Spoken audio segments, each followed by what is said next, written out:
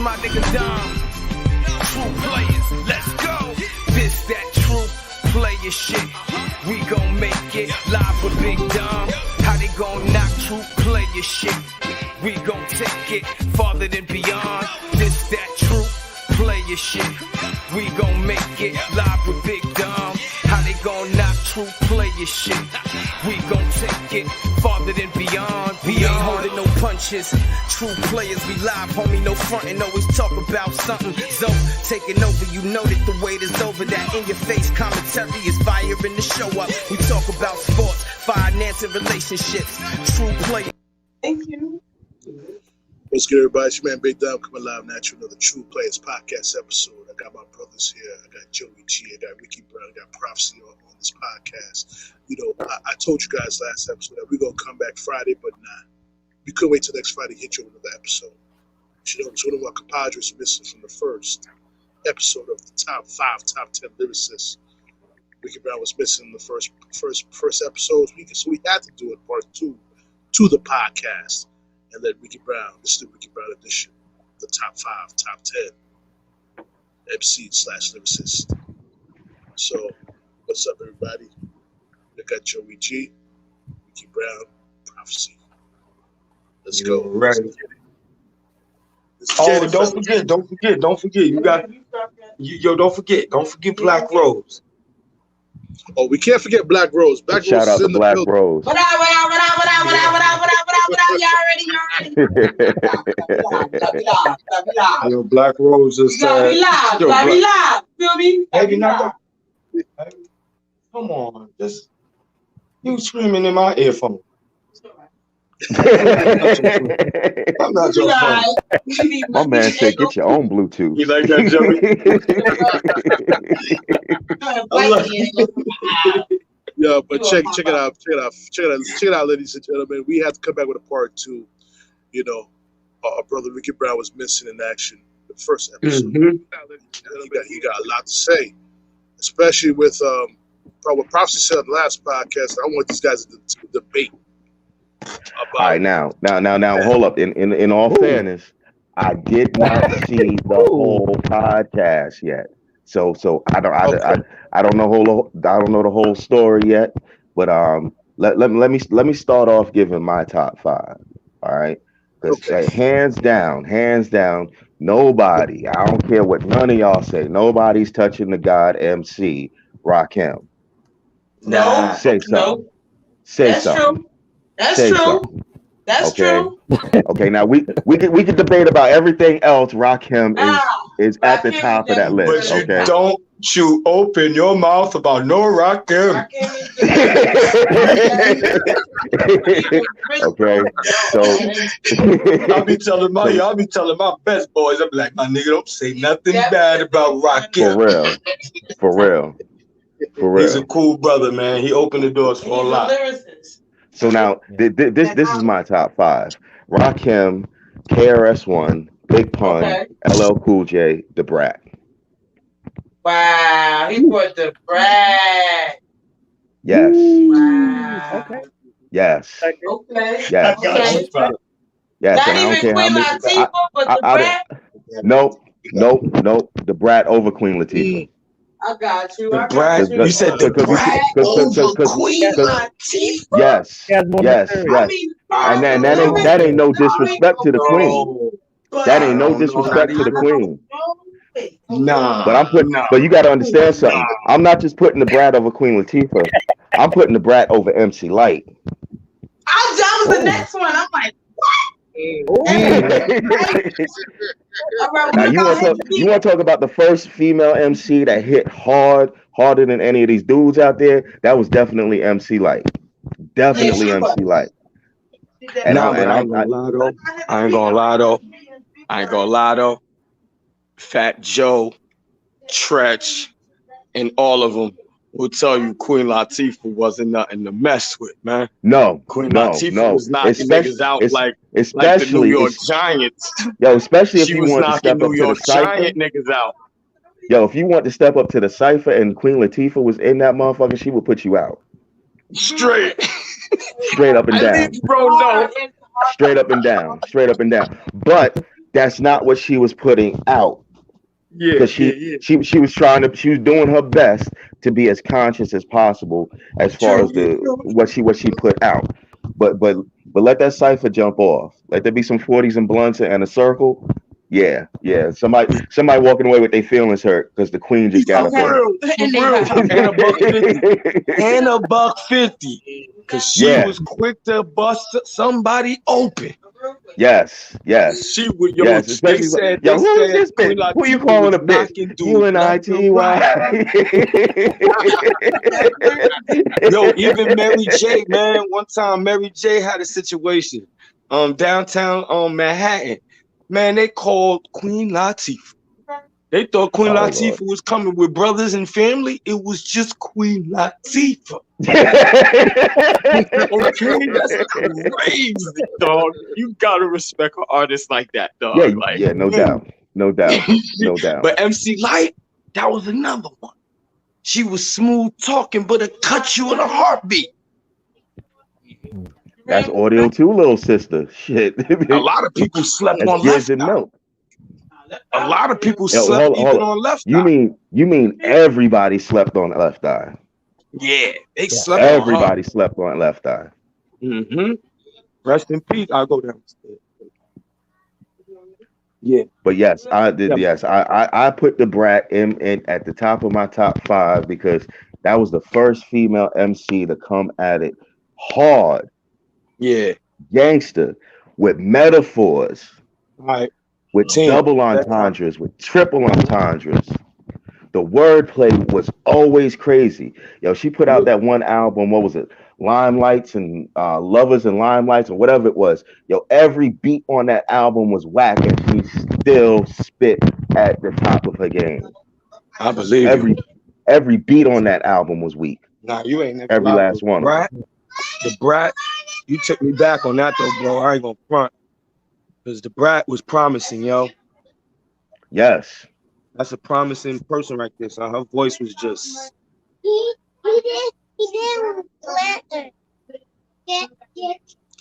But yo, okay, we failed to mention your brother. We failed to mention amongst the conversation, Queen Bee, Little Kim.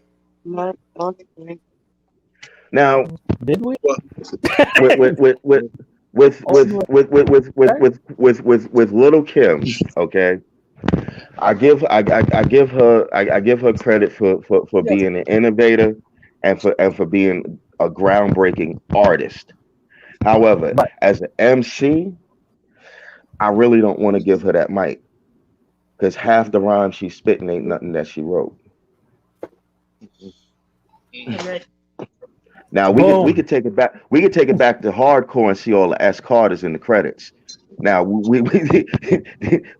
the thing about this digital age. Y'all don't get no CD covers no more. Y'all don't have to open them up and actually see who wrote the songs. You don't see all the C. Wallaces and S. Carters that wrote the songs that she was spitting. Yep. Now that's no disrespect to her because as an artist she does her thing. But as far as an MC, nah, she ain't in no list of mine. Got you. So let me ask you guys a question. So the qualifications to be in the top 5 for top 10 is 1, you got to write your own music, and 2, your delivery as far as the wordplay and the metaphor. For me personally, yes. See, I told you, Dom. I told you, Joey. I was waiting for Mr. B, man, to drop that knowledge, man. When it comes to being the top, I don't want you to I know I put 100% in my bars and my lyrics. Right? 80% the streets really know it. Nah, I care really about that. So you mean to tell me you gonna be bigger than me on the verses because your man in the closet was writing for you? Man, you better pull that nigga out in the closet and talk first, man. Thank you. I'll battle your ghostwriter before I battle you, yo. And then I'll give it hands down to you. Yo, my bro, you a better entertainer than me. Because I probably won't be able to do a backflip and turn my head like this a few times on the stage. You probably a better entertainer, but writing wise, hell no. Creativity wise, you feel me? Come on, man. Come on. Like for instance, when you talk about Pop Smoke, right? the nigga Pop Smoke came with that little whoop whoop dance, right? That's a famous dance everybody do. But when he did the dance, he had a style with it, and he got his own music. That's three things you can't beat. No. You know what I'm saying? That's like that's the Hammer formula. That's the Hammer formula. That's the Hammer formula, yo. So when you sit there, oh yeah, I'm top 5. Nah, Drake, I'm sorry. You sound good. You entertain well. But thank you. Yo, come up is a little shaky because you didn't have bars in Degrassi. You ain't have bars after Degrassi, but all of a sudden you went to Toronto and ran into Boy Wonder, who also knew your producer. Yeah, stop. Because if you really listen to Wonder, jingles, J. Cole, and Sean Carter, there's Drake's library right there. You feel me? Like, you really listen to the concept. I'm like, damn, Drake, he sounds slick as hell, but somebody behind that slickness, yo. Some niggas, I ain't gonna lie, be too light-skinned. Drake is too light-skinned. You understand? I'm dead serious. You got your light-skinned niggas, and then you got your light-skinned nigga. He's more of a light-skinned nigga. You feel me? You feel me? Because you guys like. So let me say, me and Joe not in this part of the conversation. You see, because y'all light-skinned brothers. You know what I'm saying? Y'all light-skinned brothers. Y'all not light-skinned. You know what I'm saying? There's a big difference. Light-skinned brothers, they down to earth. They really respect real for what it is. Light-skinned niggas are different. They get cocky because the ghostwriter wrote for them. They popping a bunch of bottles they didn't buy. You understand where I'm coming from? And they hotline blinging with Trump. I'm trying to tell you. Y'all forgot about that shit, didn't y'all? Many people do, yo. Many people do. And they do it quick. They set us up to forget about a lot of things real quick. But like I opened up with y'all the other night when I watched that Drake so-called freestyle, and then you caught like 2 bars that wasn't a freestyle. I'm like, wait a minute, buddy. Nah, You know, like the format. See, now you know what? The 90s ruined me for freestyles. Because for me, freestyles was always you coming off the top of your head. Now you can go ask KRS-One, you can go ask LL Cool J, you could go ask Dana Dane, you can go ask Slick Rick. For them, freestyles way back in the day was you came to the park and joined the cypher and you came with your best rhymes. In other words, you already had your rhymes prepared. Now, that doesn't necessarily mean that this was something that somebody had already heard, but you already had your rhyme book, and you wasn't coming off the top of your head because you was looking to put other people out of the cypher. Now that's what freestyle originated as. Somehow we came back to that. I don't know how we lost the freestyle mentality of being free with your style, because as far as I'm concerned, if you already got it written down, that style ain't free. That style is well rehearsed. That's just my opinion. Rehearsed, exactly. A freestyle is when you really off the top. You know what I mean? You're talking about the relevance of what's in front of you at that moment, not last week. You know what I'm saying? You got a lot of these URLs. That's what was so special. That's what was so special about both Snoop and Biggie. Because both Snoop and Biggie would sit there in front of you and talk about what you're wearing, talk about your bum ass shoes. You don't care if they Air Force Ones. They're gonna talk about your bum ass shoes. They're gonna talk about your bum ass clothes. It don't matter. Yep. Oh my God! Do not get KRS would started. Do it like that. Do not get KRS started. My man reads the Billboard charts and says, "You know what? I'm about to write a rhyme that'll end your career." Like Big Daddy Kane was like that. Big Daddy Kane was like that.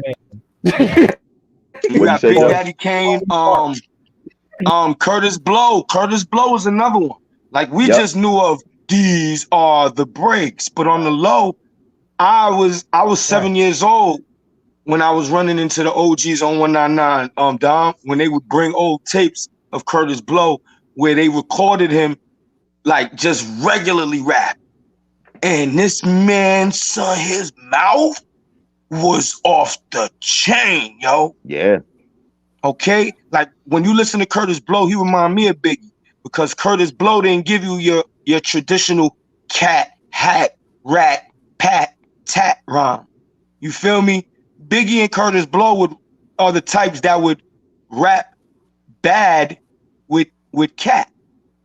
You understand? Like the rhymes didn't really rhyme, but it sounded alike. You understand? When Biggie rhymed, he ain't just say, yo, I'm gonna hit you with the gat, from the back. You know what I'm saying? It's like gat and bat don't rhyme. You feel me? But he made that work. You know what I'm saying? You get smacked with that gat, that's a rap. I mean, these things don't even, when you rap and you look in a nursery rhyme book, you put book with cook. You know what I'm saying? Right. Things that really, but this man, Biggie, had the style where he would not have the perfect rhyme, but it sounded right on the money. Right. And Curtis Blow was getting it off like that. But Curtis Blow got it off after writing. You could tell which was a written song and a freestyle. Like these are the breaks he sat down and wrote it because of what he was going through. But when you listen to other music around him, man, KRS was like, man, this dog, he was dogging people, yo. Curtis Blow was on the low like a DMX back in the day. He just humbled himself because he knew he had that criteria of richness. His outfits was like Earth, Wind, and Fire. He was like an Earth, Wind, and Fire one-man show. All day. Okay, this nigga was, oh my God, we grew up like, you see his rings? His 4-finger ring would like really look like a suitcase in this man's hand. You know what I'm saying? So it's like that stature, you got to hold that. You feel me? And then who came after him? Big Daddy Kane. Big Daddy Kane was like, I'm not going to let y'all change me. But Rakim helped him change himself. Like, nah, you don't got to smack niggas all the time. You know what I'm saying? You ain't got to beat these niggas up. So Rakim taught him to be more humble, yo. Because Rakim was straight boom, yo. To this day, Rakim wear mad big clothes. You don't know where he holding on there. You don't really know where he holding. Because that dude is like 80 pounds soaking wet. But put him on the scale. Put him on the scale, he 250 all day. Yeah. that's lead. That's lead, industrial strength plastic. Like you feel me? This is a different world. It's a different world, yo. It's a different world, man. Just comfortable with let me ask you. Say again, bro. I said some people just comfortable with that too. For real. Some people really be. Yo, you ever hear Rakim talk about back in the day when he was on tour, and like he went to go slap boxing with LL Cool J, and he thought he was slick, and he popped LL's hat off and shit got real. He was like, oh shit. Yeah. See, that was back when L did not play about you do not fucking touch the hat. Like, yeah, and a lot of niggas, that's why I hated that shit. Like a lot of niggas used to think my man L was just some regular pretty boy. Man, that nigga go in your mouth. He will. Yeah. You go in your mouth.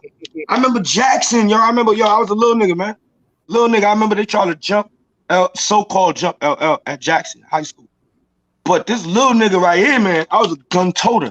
They were scared of me running through hollers because I come pop somebody in their leg in a heartbeat. So my thing was like, all right, cool. I'm a little nigga. I like LL. He from Queens. We're going to hold LL down. Man, let me tell you something. Seeing these niggas try to chase LL down the block, my GD. You see LL running, right? He running with like 10 niggas behind him. But like halfway through the block, the nigga LL will turn around and catch somebody. Blah! And then turn around and keep running again. So he dropped like 4. This nigga was slick. We watched that. And my man, he holding my hand. He like, don't go follow that. Da-da-da, LL. Da-da. I'm like, I'm about to shoot somebody, man, for this man. And this is our hero. You know what I'm saying?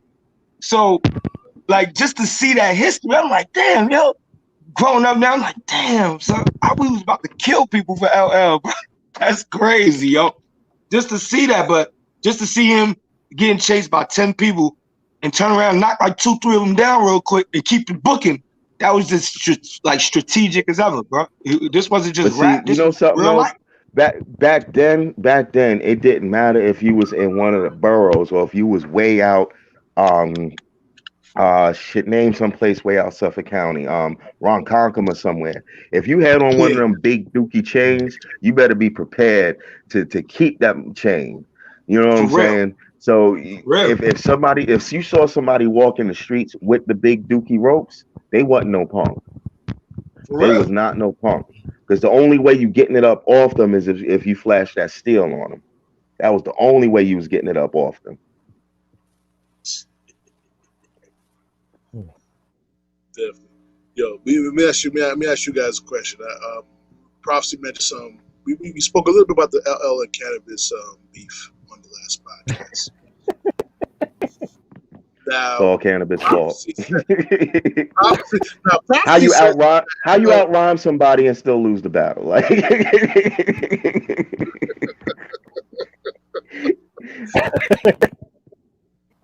listen, Act like you're on mute right now. You're on mute. Huh? I think Proph4C's on mute. He don't want to say something. Prof, you're on mute. You muted. Yeah, what I was saying, like the homie should have came at the homie when he was rocking the bells. You feel me? Because you done got this nigga close to diamond and you coming at him cannabis. But lyrical content wise, LL will say that boy did do some damage. Cause like, you know, when you coming in, like I explained, you got a lot of these newcomers, they just really just pop up coming out. You know what I'm saying? They become puppets for whoever got the money. Yep. This dude didn't come out with, oh, I got some money. He was with Wyclef, who was his money. But the nigga opened doors for features people to this day wouldn't even allow. This young boy was so talented that he was with DMX and them ASAP for 4321. LL already had a verse for 4321. We sat there and cracked hella jokes about that because you know David Reeves, he's a button pusher. He bought Run DMC out. So had us in the studio tonight when the second round knockout came. So we like, damn, this sounds like a beef, right? So we listening to Eminem at the same time. It's like 5 popular people was lit at that time. It was Cannabis, Eminem, Pretty Ugly. What's the other dude? The white dude, Bubba Spark, and wow, BUSPARXXX. You feel me? So these were names that were just coming out. So being at Cannabis, when Cannabis started his Eminem run, that allowed him 4321. You feel me? Then features with the Firm. You messing with Nas, Cormega, Foxy Brown. So all that attention now is making LL water up. He like, hold up. What? LL had a 4321 verse. His verse is completely different from what y'all see on Google. Not only that, so is Cannabis verse. Okay? Yeah. But Cannabis so crazy. He opened from the rip, made LL go back. LL said, wait a minute, wait. That nigga listened to it. I remember that night because he called David Reeves. David Reeves is supposed to make the beat for that Can I Bust? But Dave, you know him, he into that, you know what I mean? He ain't too sitting stable. He moving around, he flying. You know what I mean? He always at Russell crib. He be trying to squeeze me to come to Russell. I'm like, look, I don't want to just go to Russell crib. You feel me? Exactly, bro. So when that beat was dropped, we like, damn, he coming like that. Yo, no lie, LL said, this was his exact words on the phone. And Hurricane T will vouch for this. Came from the Afros. Hurricane T was there. Hurricane T said, man, that little skinny big head motherfucker coming at you, L. So L says, yo, man, Dave, you gonna make this beat? Next following week, yo, we in Studio A. These niggas is in Studio B. L done changed his verse and started coming at the little homie. He like, oh, word, you gonna come for my mic on my arm? I'm like, oh, he changed up his verse. You respect it on the low. If that story is exposed, that's basically showing that LL gave that boy his homage. Once you change your song, my nigga, you No just doubt. gave that respect. No doubt. Let me share a story that Busta Rhymes actually shared this story when he did Calm Down. It was a track. It was the track he did with Eminem. He was like, yo, Busta laid down his verse. The beat was banging, and he'd already talked to M. M had heard the beat, so he sends it to M. Now Busta already got like 16 bars, right? So M go in and do his thing, and he put down 20 bars, and he sends it back to Busta. Busta takes and does 24 bars and sends it back to Busta M. did 24. M takes and does 30 bars and sends it back to Busta. Busta, like they went back and forth because I mean that's the competitive nature, and to me that's a beautiful thing. That's what hip hop does. It drives you to push that hunger. But when to me, when it crosses the line is when it says, hey, Dom, me and you, we gonna make some money. We gonna get up on the stage and we gonna battle it out. And then Dom goes and says, you know what? Fuck him. Oh, you know, blah, blah, blah, blah, blah. Yo, we were supposed to be making money together. Right. We could be battling it out on stage. You could be saying all that F me on stage and we both getting paid. But nah, you want to go off and do your own thing over there, and now you wonder why your records ain't selling. Ain't nobody set you up. You set yourself up. But I mean, it was funny when LL put that on the GOAT on the GOAT album, talking about how me and Wyclef got together to set you up. They ain't do no shit like that. Cannabis set himself up. He ended up blackballing himself. No, you know what it was? It really was Wyclef, but never know Wyclef and L shit. Never know Wyclef and L shit because L ain't the type to shave for points. And I'll go all day. I'll battle anybody for LL on that because he ain't the type that's gonna scrape no points. You know what I mean? Doing it that way. What it was, it was an internal beef with like Cannabis and Wyclef themselves. Niggas was under assumption that Cannabis was Haitian. And once Wyclef realized he wasn't Haitian, instead of just dropping him, he snaked him. Instead of getting him ready for a seasoned vet, he threw him out there. Okay? Didn't put no major money behind his album. When that Cannabis album dropped, bro, man, he didn't promote that boy not one time on the radio, B. You feel me? We was part of Cannabis's camp to put out stickers for Cannabis. You feel me? Cannabis took some of Wyclef advance money and had his own little street team to help him promote his music. Because this nigga was just trying to dodge him, drop Cannabis. He felt like Cannabis was going to get cornered in by M. You feel me? It's like, I'm going to just drop you and just roll with everything else around you. I'm going to be in here with Eminem. That Eminem shitted on this nigga. When Eminem dropped his second album, Wyclef was still trying to holler at him. He shitted on him. If you keep that nigga that second album, he was shitting on Wyclef. It came at him. He came at him. Britney Spears. He came at the whole hip hop. Whoever really wasn't correct, Eminem was coming at your neck. Yeah. And the reason why he talked this shit, Eminem, as soon as he got his deal from Drake, he was already looking at 50. He like, oh, they shot this nigga? I'm about to sign him because they shitted on him. You damn sure right about that one. Yo, bro, I was around a lot of Goonie shit. Like my mom would be like, yo, don't let them enforce you to go do this and go do that. We was always in the mix. We was little niggas trying to be in the game. So we was in the Queen story. You know what I'm saying? Sometimes niggas be like, yo, don't mention it and all that good shit. Man, I want in. I'm not gonna tell me not what to not talk about. I'm gonna talk about it all, cause I'm a bone hiding in the closet for a lot of niggas.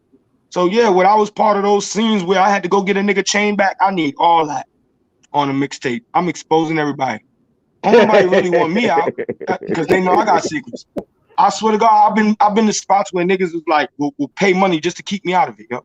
They like, nah, this nigga here about to take our shine right now. Word up. And there's a lot of us that's like that. Threats where they tried to play us back in the days because we was little, we needed money in our pocket. Yo, my nigga, come with us. You know, you can hold your strap. We'll get you in the club. And we went through all that, man. So it's like watching this, like now we want our peace. I don't give a damn what you talking about. I will expose you. We was in studios with Wyclef. Wyclef, man, I almost gave it to Wyclef one night. I was about to headbutt him on my babuncle. I was sipping some Haitian rum too. I'm like, man, I will headbutt this nigga if he think he gonna talk to me some kind of way. Davey D will tell you. They'll tell you reason why this kid is not signed is because he plays no bullshit. I'm worse than 50. Man, don't play me. I'll beat you up on TMZ. What are you talking about? I'm gonna get my respect. You're not gonna, you know what I mean? You ain't gonna walk around and pump me. That ain't gonna happen.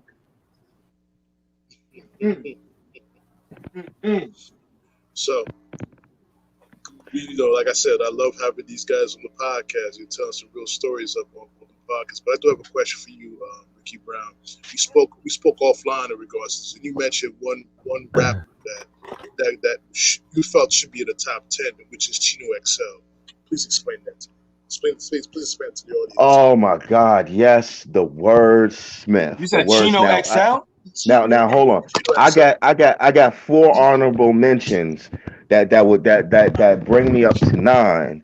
That these ain't in no particular order, and two of these are people who got outshined by the rest of their group, and that's Inspector Deck and MC Ren.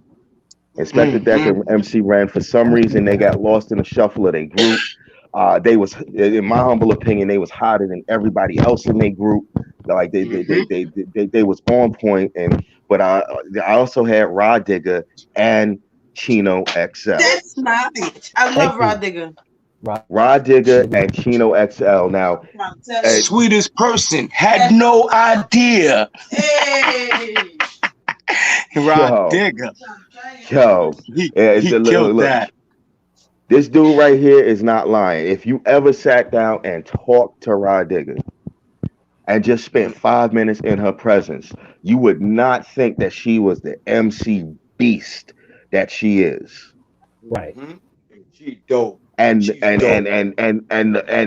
in all honesty, it was hard for me to decide to put Brat in the top 5 when there's a Rod Digger out there.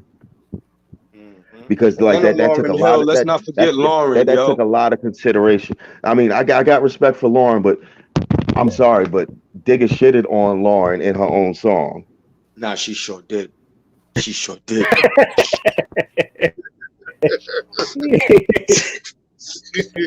Hey yo, I'm going through a lot of problems with that, big bro. You know why?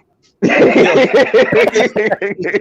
a lot of people that did songs and features with that shit ain't released. You know what I'm saying? Because niggas was like, man, this nigga's killing me.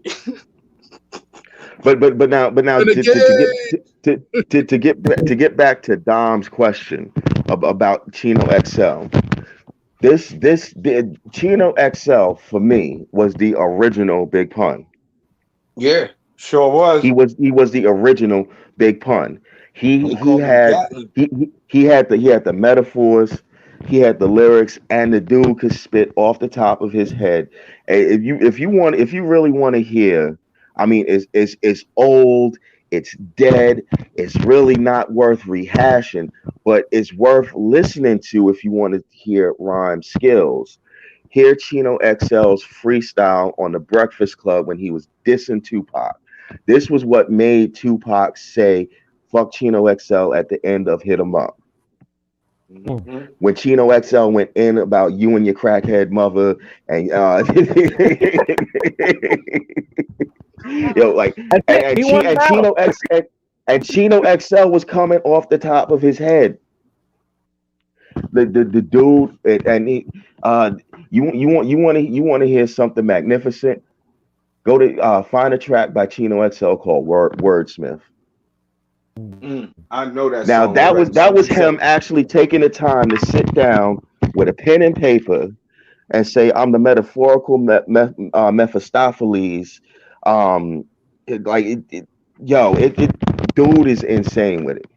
Like I can't even repeat half of his bars. Like you know how you go to Wikipedia and you pull up a page, like let's say you pull up a page for YouTube, right? And they'll say YouTube is a social media platform, and the word social media is a hyperlink, and the word platform is another hyperlink. Like if you were to take and put Chino XL's lyrics in Wikipedia, like half the damn page would be blue because it would take you hours to go through all of the shit just to get through the layers of the metaphors that this dude is laying down in 1/16. Yeah, Chino XL, one of the most slept on MCs ever.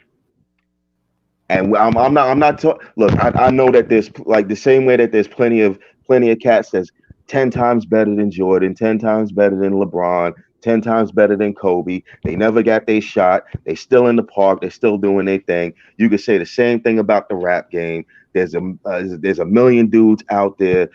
Sticky Fingers once said, if Eminem would have been black, would he have sold 5 mil or been 1 out of 5 million rappers without a deal? Like, that's real. Because there's a lot of MCs out there that you will never hear. I got a homeboy who loves making music, has no intention of actually putting any of it out. It's just in him to keep making his music. Put mine back in the fridge. He might have one track on SoundCloud. He might have one little track on YouTube. But to this day, and the dude is in his 40s and he's been doing this thing for over to like 10, 15 years. Okay. Like he just loves doing his music. You'll never actually hear his music. And the dude is gifted. The dude is blessed with the wordplay. You know what I'm saying? He is blessed with the wordplay. But you'll never actually hear his, you know what I'm saying, his music. So yeah, there's plenty of MCs out there that there's probably a cat out there right now that could shit on Rakim and KRS at the same time, but you'll never hear him. Oh damn! Oh, we're hearing him. We're hearing him. We're hearing him right now. He's on the podcast right now. Proph4C. Oh yeah.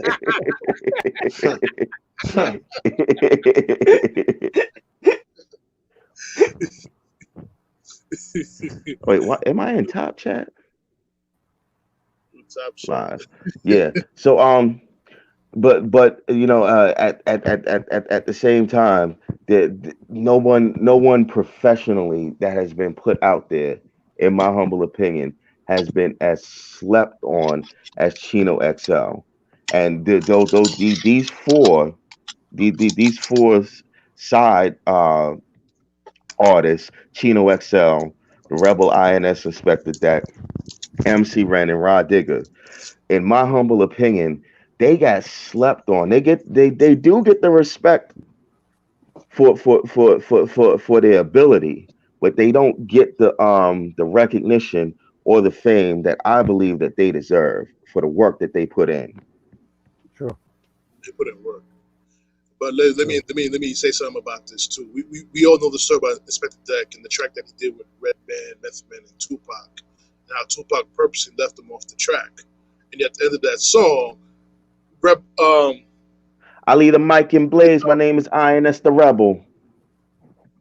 Yep. I think special lyricist, murderous at this.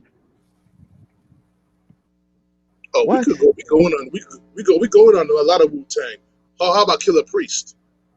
Oh, hold up. How about Killer Priest and Chino XL did a track called Beastin'? You want your mind to explode? The hell with expanding your mind. You want your mind to explode. Go find the Beastin' track. Look, Joe Googling that shit right now.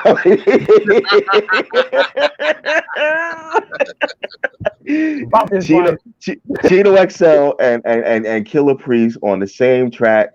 He's like they even started the song like, yo, they shouldn't even let us in the same room together, let alone put us on the same track.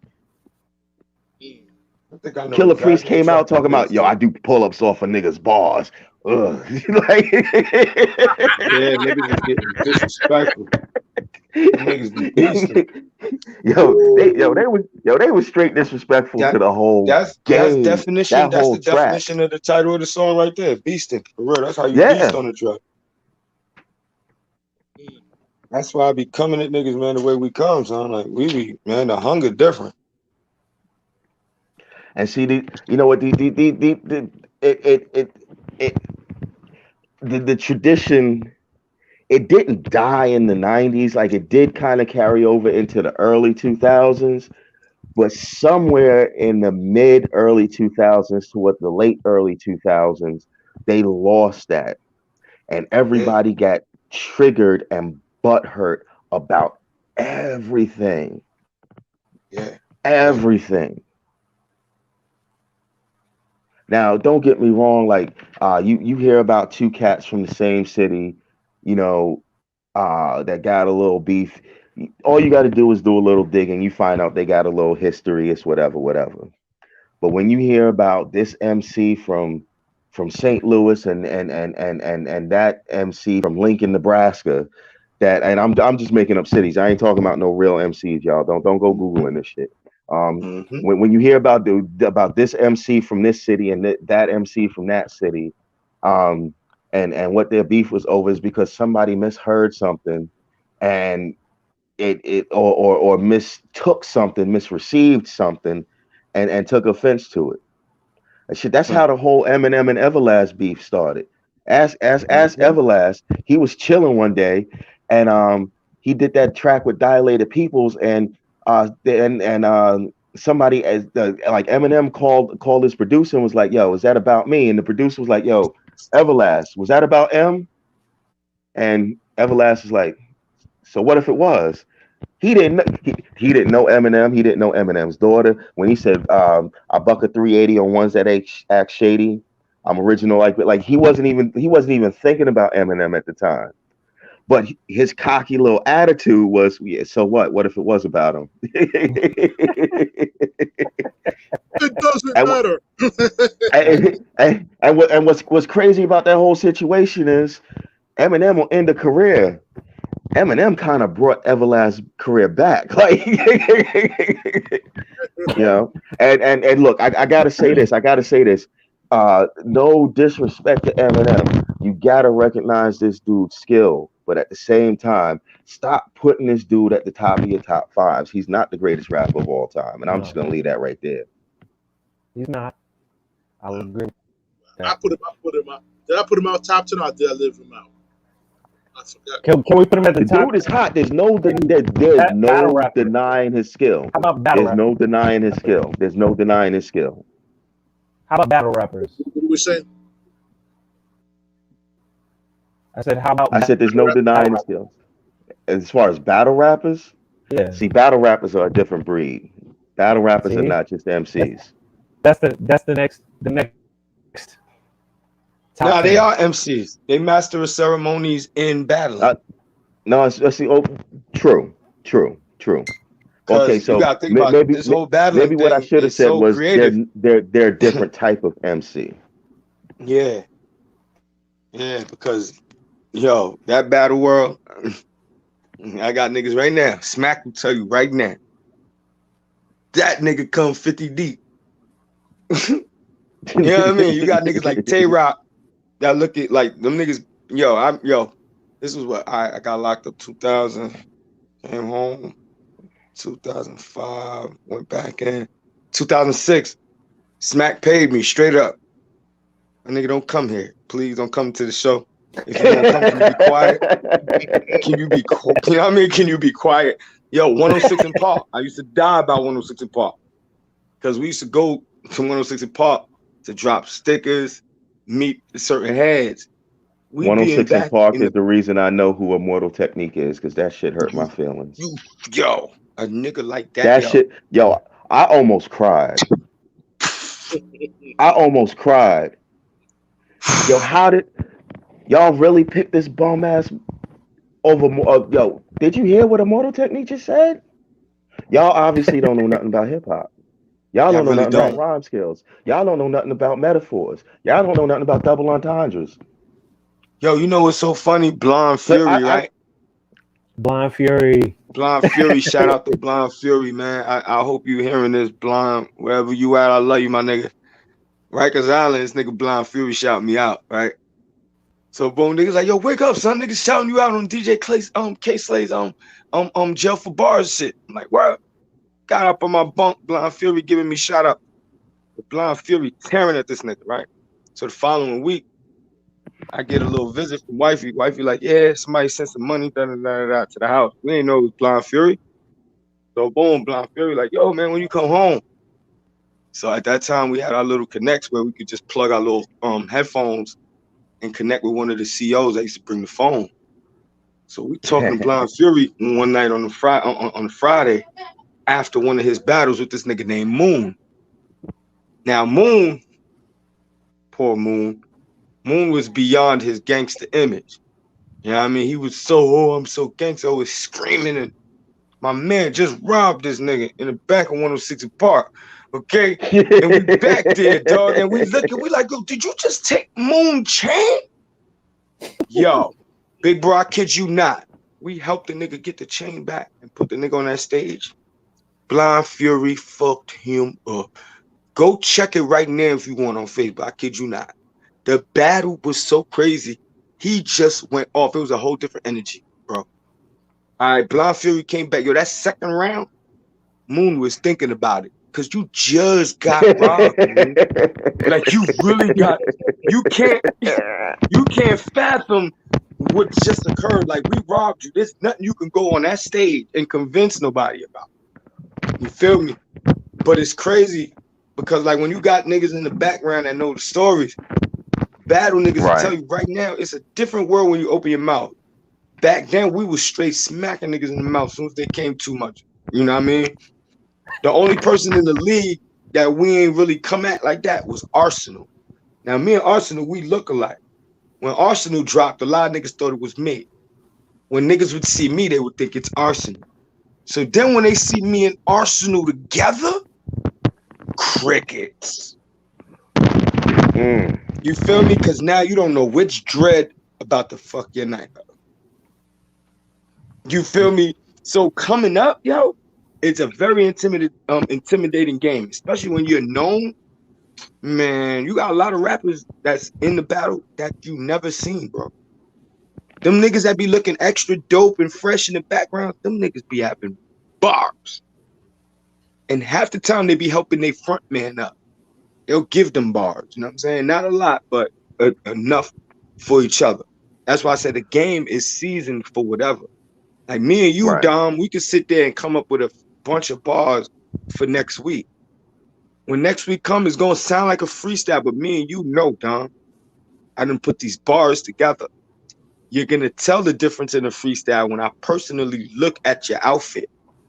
You might have a fly shirt. You know what I'm saying? You know what? So, I'm glad you mentioned that because I could be wrong. I could be wrong about this, but any of y'all out there listening, go back and find when Immortal Technique was on 106 in Park. It seemed like in the middle of his flow, he literally just started concentrating on the dude. Like, yeah, that will happen to you.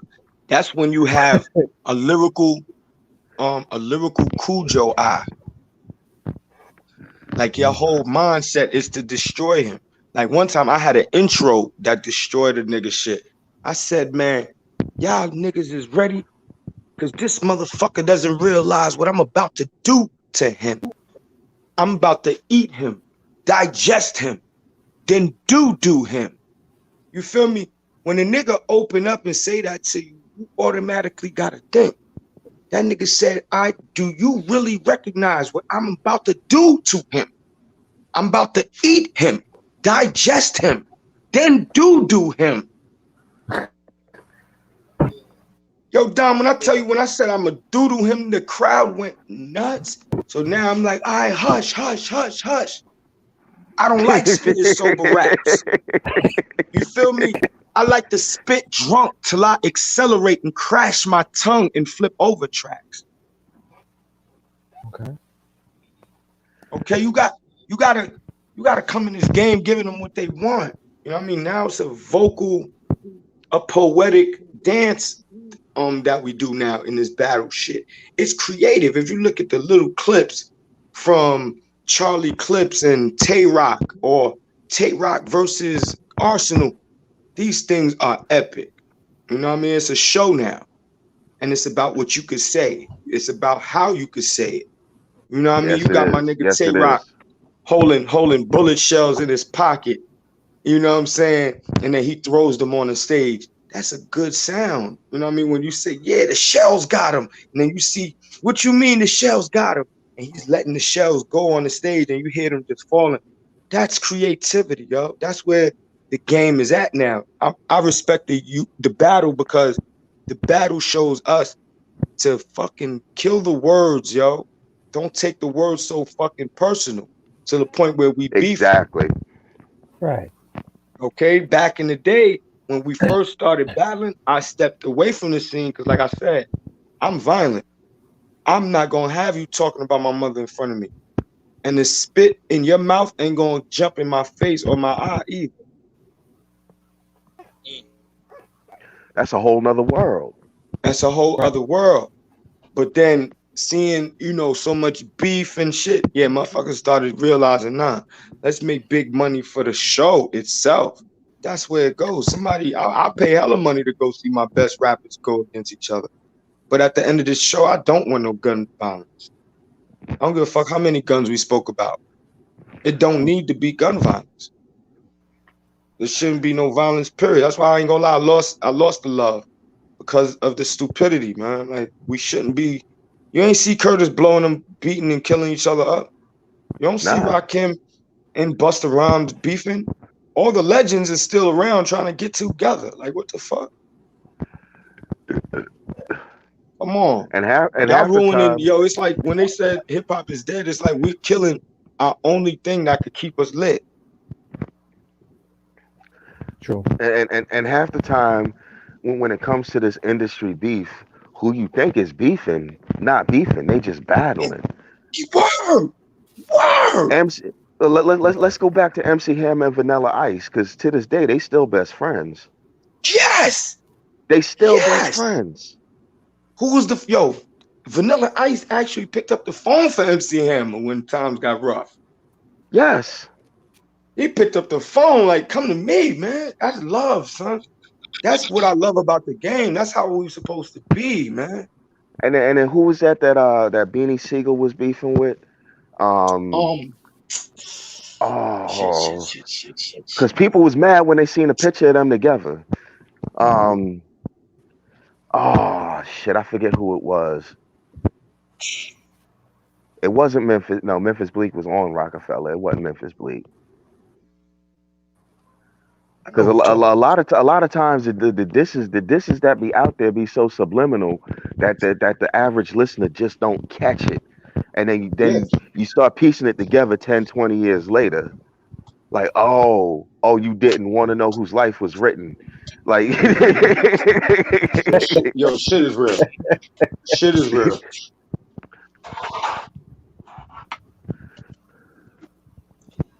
So now I have another question for you guys.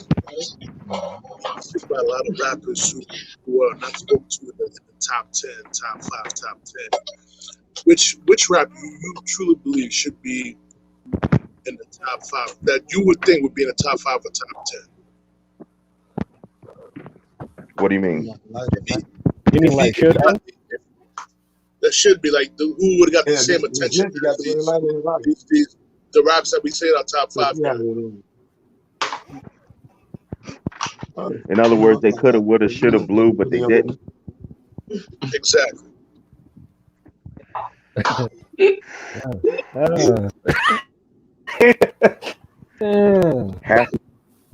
Half the South. Half of the South. Shit. Because I mean, I'm gonna be honest with you. Thank you. David Banner. Definitely David Banner. Definitely David Banner. You know, someone who doesn't get the respect that I think he deserves. Actually, both of them don't get the respect that they deserve. But Outkast, Dre and Big Boy. Dre and Big Boy. They are very gifted MCs that do not get the recognition that they deserve. Yeah. Now, that's not taken away from the fact that they won the first Source Hip Hop Album of the Year. Because that shit hurt everybody's feelings. Because the whole East Coast West Coast beef started at the Source Awards, but everybody forgets Outkast won Album of the Year that year. They were the first Album of the Year recipients. I think was that Southern Playlistic Cadillac Pimpin' Rhyme Style, or was it Aquemini? I think it was Southern Player Catalytic. I forget. But just too many words. But I mean, but it was one word. Right. It was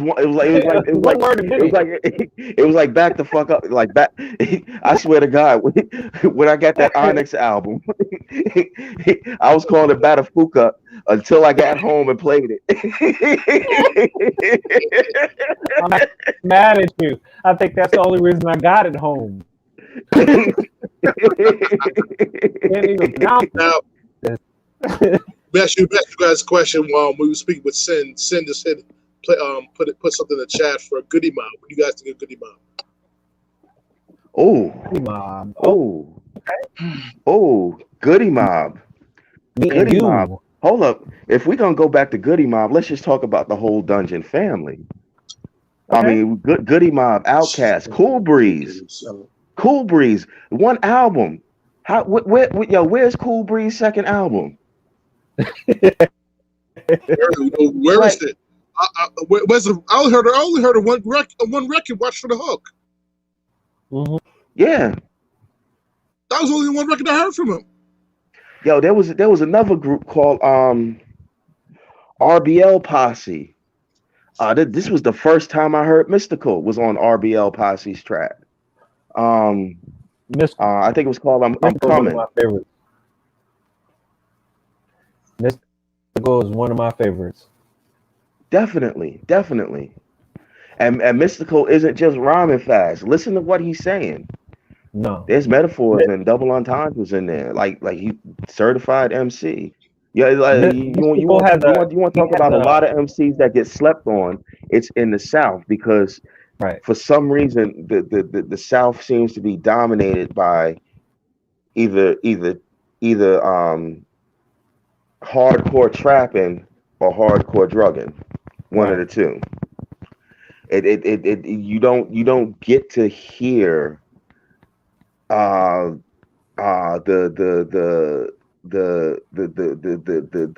more gifted MCs, right? And it's James Brown film. He does. I mean, he'll tell you that he was highly influenced by James Brown, and it comes across in his rap style. If you really does. If you pay attention to his rap style, you're like, if we go in there, rapper, I was about to say, if we go in there, there's another MC that don't get his recognition, Mr. James Brown, bless his soul. Yes, he was the original. And if you don't think he an MC, go back and listen to Black and Proud. Go back and listen to Say It Loud. Right. Now, be blessed, you guys, with another question from Sin here. Gucci. How do you guys feel about Gucci? How do you feel about Gucci Mane? His doppelganger or the original Gucci Mane? Oh, did I say that out loud? Say that again. How do you feel about Gucci Mane? I don't feel about Gucci Mane. I mean, nothing personal. It really isn't. Nothing personal. His bars just don't move me. Now, let me ask you guys another question. Another rapper that I really like that I know, Scarface.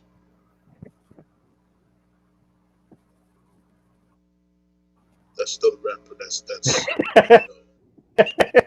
Scarface. Hey. Oh my gosh. No, you gotta say the reply, Dom. You gotta say the reply. Yeah. What?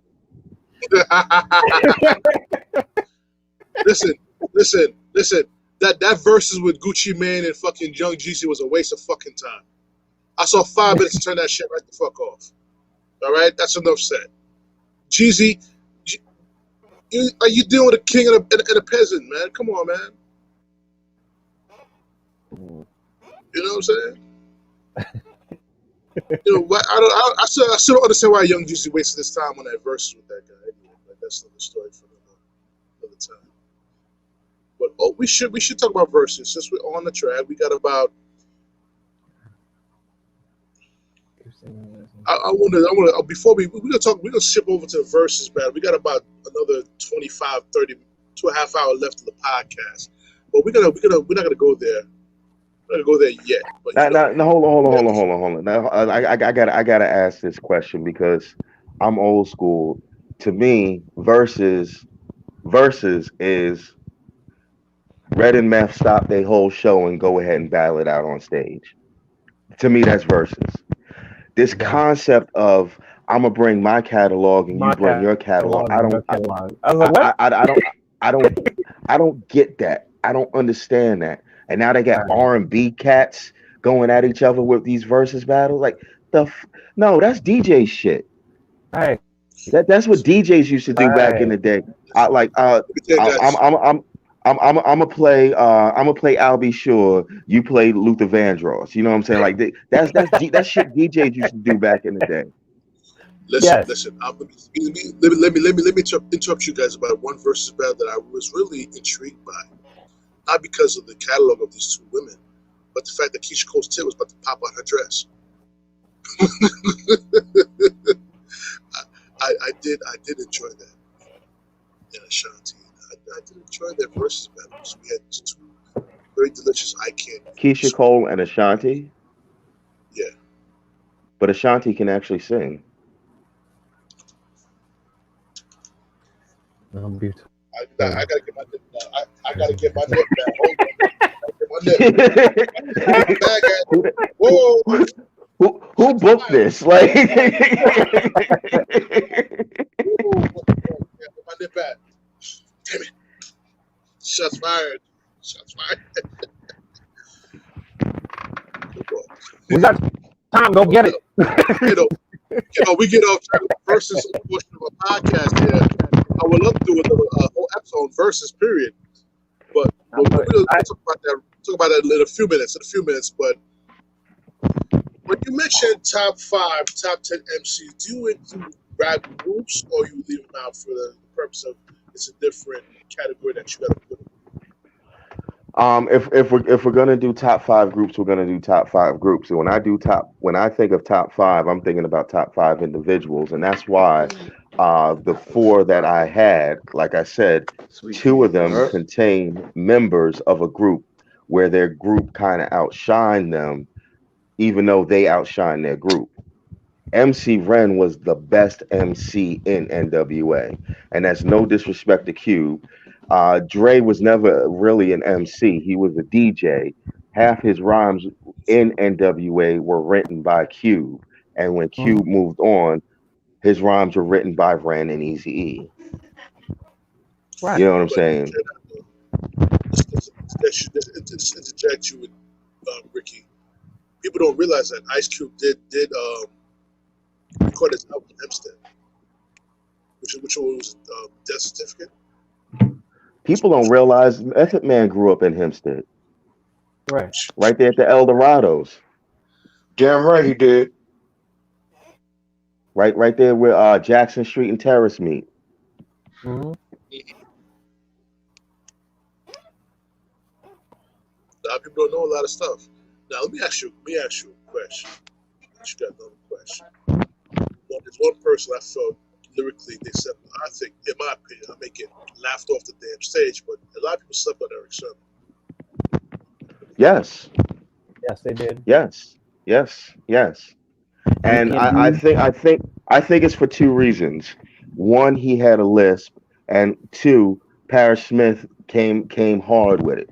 And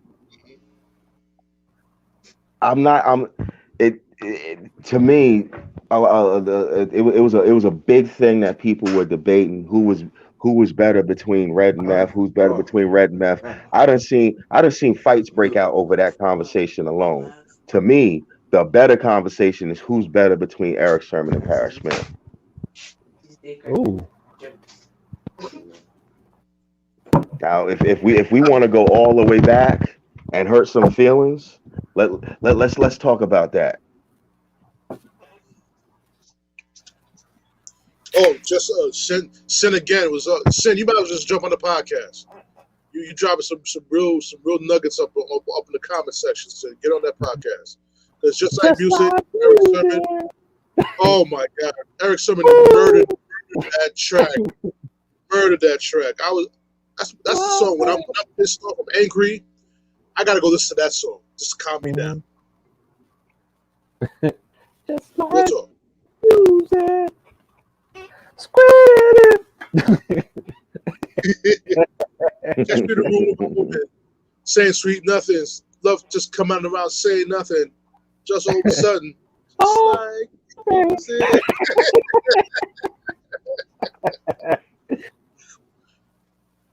Listen. Eric Sermon, a Long Island nigga too. Mm-hmm. Brentwood, yeah. All day. Long Island niggas. We talk about Queens. We talk about Brooklyn. We talk about Staten Island. We talk about the Bronx. Y'all forget about Long Island. James Billings. Busta Rhymes blew up when he was on Uniondale. How about that? My man Keith Murray. The most beautifulest thing in this world. What was his name? Just like his career. Bismarcky. Bismarck's another Long Islander. Yeah, he was, but he was more comedic. He was more of a comedic rapper. He's still rapping. You know, and he was alive. But see, at the same time, though, at the same time, though, you got to give him credit for being an entertainer. He was an entertainer. Yes, you know what I'm saying. And he also brought people in. He really did. He really did. He brought Big Daddy Kane in. Right. He brought Rakim has a piece of that too. Yep. Rakim was from Long Island too. Yes. Yeah. Roosevelt. I thought he was from Roosevelt. Wyandanch. Okay. Oh, I'm thinking about Public Enemy. Yes. Number one. Public Enemy's from Roosevelt, right? Yep. Yes. It's not that big that you have to see. Like Eddie Murphy. Mm-hmm. They don't talk about that though. I still think that if there was a battle, if there was a versus battle, it should be Shabba Ranks versus Flavor Flav. Dirt Man. Versus who? Flavor Flav. Listen. We gonna go there with Shabba Ranks. Shabba versus Flavor. Bruh. Bruh, put the beer down. No más cervezas, por favor. Hey, it's called. It's called the Pretty Man Contest. It's called It's Getting Ugly. It's called It's Getting Ugly. God damn. Pretty Man Contest. Who's walking away from that? Shabba Ranks. Let me Flavor Flav and Shabba. We talk about first. We can talk about first with Shabba Ranks. There's not a person in the world that's gonna see Shabba Ranks on a versus.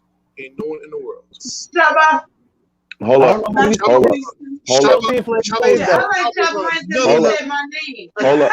Dance hall. Dance hall. I was about to say, if we gonna take it there, we got to go all the way back to Dirks Man, who Shabba got his whole style from. Somebody say something. You don't have to be private. You have to be live. I ain't gonna be able to say it. Keep my mouth shut. Dirks Man did the original trailer load. Dirks Man did the original trailer load. Dropping bombs on him. And it's up. Where's DJ Clue when you need him? Flex, where you at? I need that bomb. He dropped many. Shout out to Cardi B. Ooh. Another entertainer. Another entertainer. Yo, listen, Sid is hilarious, man. She heard the Good Bad song on the ride home from NYC. God damn it. She thought it was trouble. Wow, seriously? Listen, Chava Ray said he had a house call, Mr. Loverman, slow and sexy. See, Shop. You know what? You got to give Chava credit for being a legit crossover artist. Yeah, that's it. He legit crossed over with rap artists and with R&B artists. Yes. Baby, stop. You got to give him credit for that. KRS-One, I didn't know KRS-One was Jamaican until he jumped on with Chava. Really? Shannon Marley Mall, them are rhyming like them gay, picking up the mic and don't know what to say. Like saying hip hop started out in Queensbridge, saying rhymes like that, man, them can't live. Dun dun dun dun dun dun. Right. Yo. The bridge is over. The bridge is over. But bye-bye.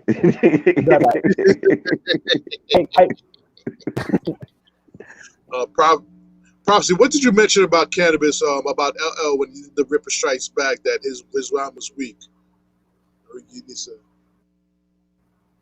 I think you're on mute. I think you muted, bro. Okay. Did we already lose the fight? We on the ground.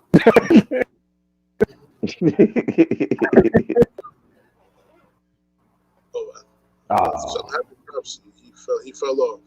Hopefully he'll come back on the podcast. Okay. Definitely. But definitely, as we get ready to wrap up the podcast, we got another 15 minutes left of the podcast, fellas. We was blessed to have you guys on the show. We did a part 2 with Ricky Brown edition. The top 5, top 10. Yes, Ricky, we're blaming it on you for part 2. This is your edition.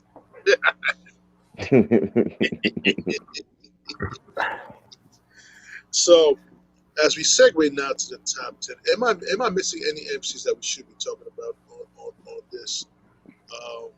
I'm trying to rattle my brain which other MC that we're missing that we felt kind of stepped on. I should have just looked through my CD, my drawers of CDs, or just looked through everything that we had, that I have as so I'm a music aficionado, all types of rap songs, all types of. I mean, there was a lot of honorable mentions. I mean, you could look at shoot.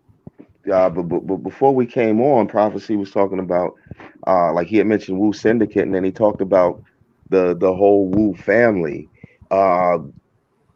Look at the whole Wu family. Killer Breeze, the Killer Bees, the Sons of Man, Fourth Disciple, what was that dude? Who was the Shaolin drum dude? Hey y'all, can I get some? Boom. That's the sound of the Shaolin drum coming at you. I'm trying to remember. I know the song you're talking about. I know the track you're talking about. But you know what, they kind of their conglomerate kind of stifled their progression, in my opinion, because it was so many of them in that group that it was purposeful. Everybody didn't get a chance to shine, unfortunately. No, but it was purposeful in that effect. I think what was intended was to have a conglomerate hit the market at one time as a force, with the intention of steel sharpens steel. And this is just based off the Wu documentary thing that was on Hulu that I watched, and I understood. Oh my God! You know what? I still haven't sat down and watched that. And I could We're waiting for I a part got two. Honestly, me and my wife are waiting for a part two. I got about 30 minutes into that Hellraiser documentary, and like I like that it just broke my heart to see what happened to him, knowing it like dude, he was he was in the Cobra position, poised to strike, and all of a sudden he gets an aneurysm, and now his life is just completely over. Mm-hmm.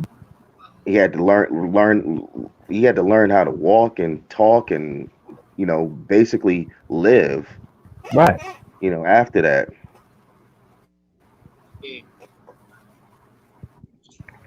But I mean, shoot, Hellraiser, he had an album, I think it was Ghetto Government.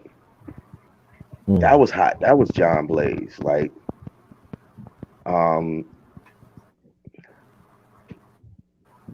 somehow the Gravediggers survived being down to the last two. And then we lost. I mean, it was Stetsasonics. Basically, they was back to Stetsasonics. What was it? Gravediggers and what other group was that? Gravediggers and Sons of Man came out around the same time. Sons of Man. That was the other group at the same time. And see, Hellraiser and Killer Priest were in Sons of Man. Right. But we get you all. I love that album though. I want it. I gotta get it again. What album is that? Helter Skelter. Helter Skelter and Here we come. Here we come. If you a dedicated soldier, say here we come. No. So listen, we got. It went down like this when little nigga snuck through the door. Mm-hmm. Looked around, peeped the scene, then crept back with two more. Right. You mentioned how the Skelter. Now you brought Cocoa Brothers to my mind. You brought Black Moon to my mind right now. Right. You know what I'm saying? That whole introducing the one that gets you bust like a Lucy, same height, same weight, same fighting skills like Bruce Lee. Right. Kirkland Dodgers. But listen, there's one MC I felt a lot of people slept on. I thought he was a fabulous lyricist. Just didn't get the exposure or notoriety. AZ. AZ? Yes. Yes. I was waiting since last podcast to see if anybody would mention him. You know what? One of my dream tracks was back in, I'd say right around the whole 9/11 era. One of my dream tracks was Fabulous and AZ, because once I heard Fabulous, I said he needs to do a track with AZ. AZ so sad. That Sugar Hill track should have been higher on the billboards, in my opinion. Miss Jones. I mean, part of that goes to who was on his team and what were they doing to push and promote his joints. But I thought Nas was helping him push his album, or what is that? Is that the case, or what's the case? So I remember I did watch a few YouTube videos. They spoke to AZ about it. AZ said, "Yo, I got mad respect, love for Nas and all that stuff." I don't know if they still kicking or not. That's something that because they were like the ultimate. They were like the finest tag team you could ever put on a song. You heard "Life's a Bitch," the way they flow off each other, the way Royce the 5'9" and Eminem did off the Fast Lane, the record Fast Lane. The same thing with "Life's a Bitch" with AZ and Nas. It flows so perfectly off each other. It was like heaven. I honestly would love to see more of that, like the Fast Lane type of rap. Now, go ahead. No, where they flow off of each other, like where MCs flow off of each other. I know there's that Run DMC formula. Right. They flow off of each other. Like we don't we can technically we know we're battling, but at the same time we can make it look like we're not battling, and it's something fluent that we're both doing. The last time I seen that done with fluid perfection was Busta Rhymes and Rod Digger Stay Up in Your House. I remember that. Rod Digger and Busta Rhymes, they had a good chemistry together. They had lyrical chemistry, right? And that's hard to find. Yeah, lyrical chemistry is very hard to find. I think that's why Eminem and Slaughterhouse. That's where that whole separation came from, because they didn't really have that chemistry. No. They had lyrical chemistry. They just didn't have no other chemistry whatsoever. You need a little bit of both. I mean, to be comfortable in the same row with each other, we need a little bit of chemistry. Right. Then I think with that is more ego, though. I feel there's more ego. It's like, I understand where he's coming from, but is he really spitting what he's talking about? You know what I'm saying? Is he really being real, or is he being more of a in that aspect? He back. Prof. You good, Prof? There you go, man. What happened? Yeah, man, I fell off real quick, man. I missed a fucking lot. You didn't miss too much. You didn't miss too much. We were talking about AZ. Why he's been slept on for years. AZ. Sugar Hill. Life's a bitch with Nas. That nigga, he's something different. He's different.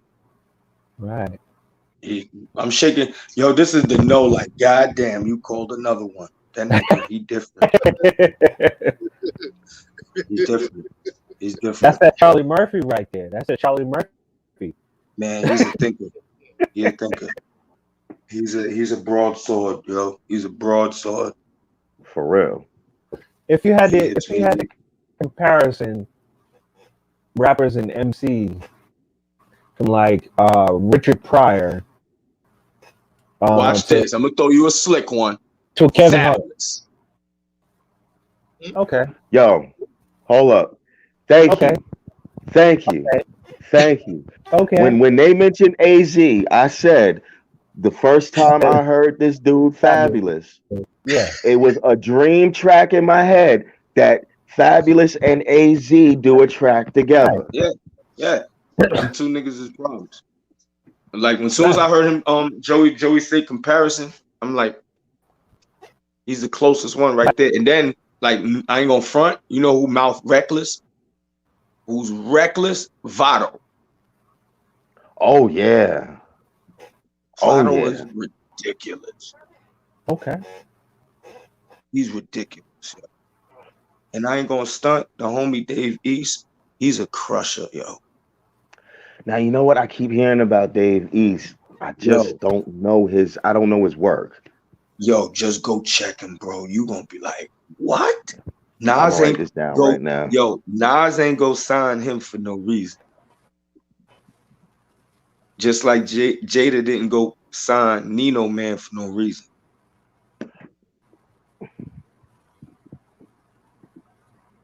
Yo, speaking of people who got signed because of some obvious skills, we were talking about boot camp. What the hell ever happened to Rusty Jux? Ooh. I don't know. Yeah, wifey said bad promotions and bad deals.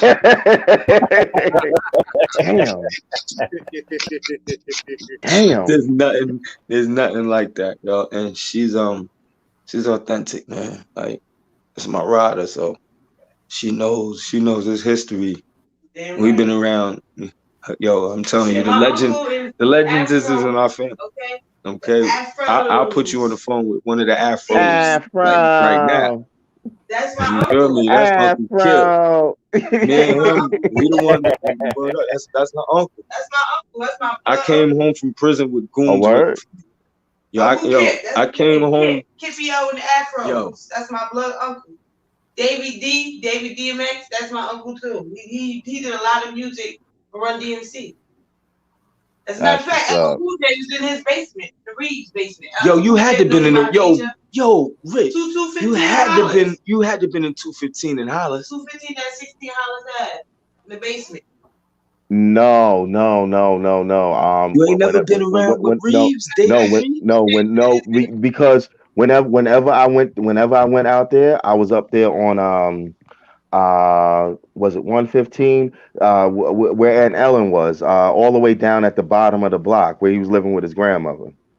Oh God! Got you by the wall. Cause see, I was right by the wall.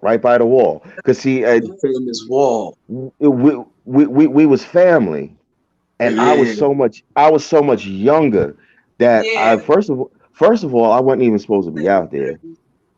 Second of all, if I was out there, you better not be out there running around with Todd. Okay. No, Aunt Ellen. What you doing? I'm watching TV, Aunt Ellen. That'd be in the crib. Those were the Ellens back then. Those were the aunts. I would your ass. Don't be happy you. Yes. Because I done caught it from Aunt Ellen and Aunt Cammy. Okay. As a matter of fact, L actually mentions them. He was like, I learned to be tough from my grandmama and Aunt Cammy. They was the sisters. Whenever the family reunion came around, I would sit in the lobby and wait for them, because when they showed up, they had this one special suitcase. Long before anybody thought it was cool to have a suitcase with the little handle that pops out and with the wheels on it. That's how they was back then. They was all fashioned ladies back then. But hold up. This particular suitcase opened up, and there was vodka, there was gin, there was rum. Okay. Here you go, baby. You can have a little sip. Put some of that on the gums. They rub some of that on the gums. It'll be all right. I'm trying to tell you. Especially for the babies. If they tease and give them some rum, it'll be all right. Straight up. I was one of them. Shit, everybody, all the other cousins going to the pool. I'm going back to my room. I'm lit. Listen. Let me space up to Andy, yo. In my house, we were drinking at 10 years old. I heard about those. Oh, believe me, Baba Cool. I heard about those, bro. I heard about those. That explains some things. Listen. Let me space up to y'all. My pops would have you drink his whiskey, his Johnny Walker Black, and when he felt that you would get a little tipsy, he'd tell you stop. I try to walk it off. So why you tell me to walk it off for? You know I can't walk right now. Yo, remember that night that around Christmas we came 3 days before Christmas, and we got our gifts. And there was a fight about whether I was gonna stay with y'all, and which room.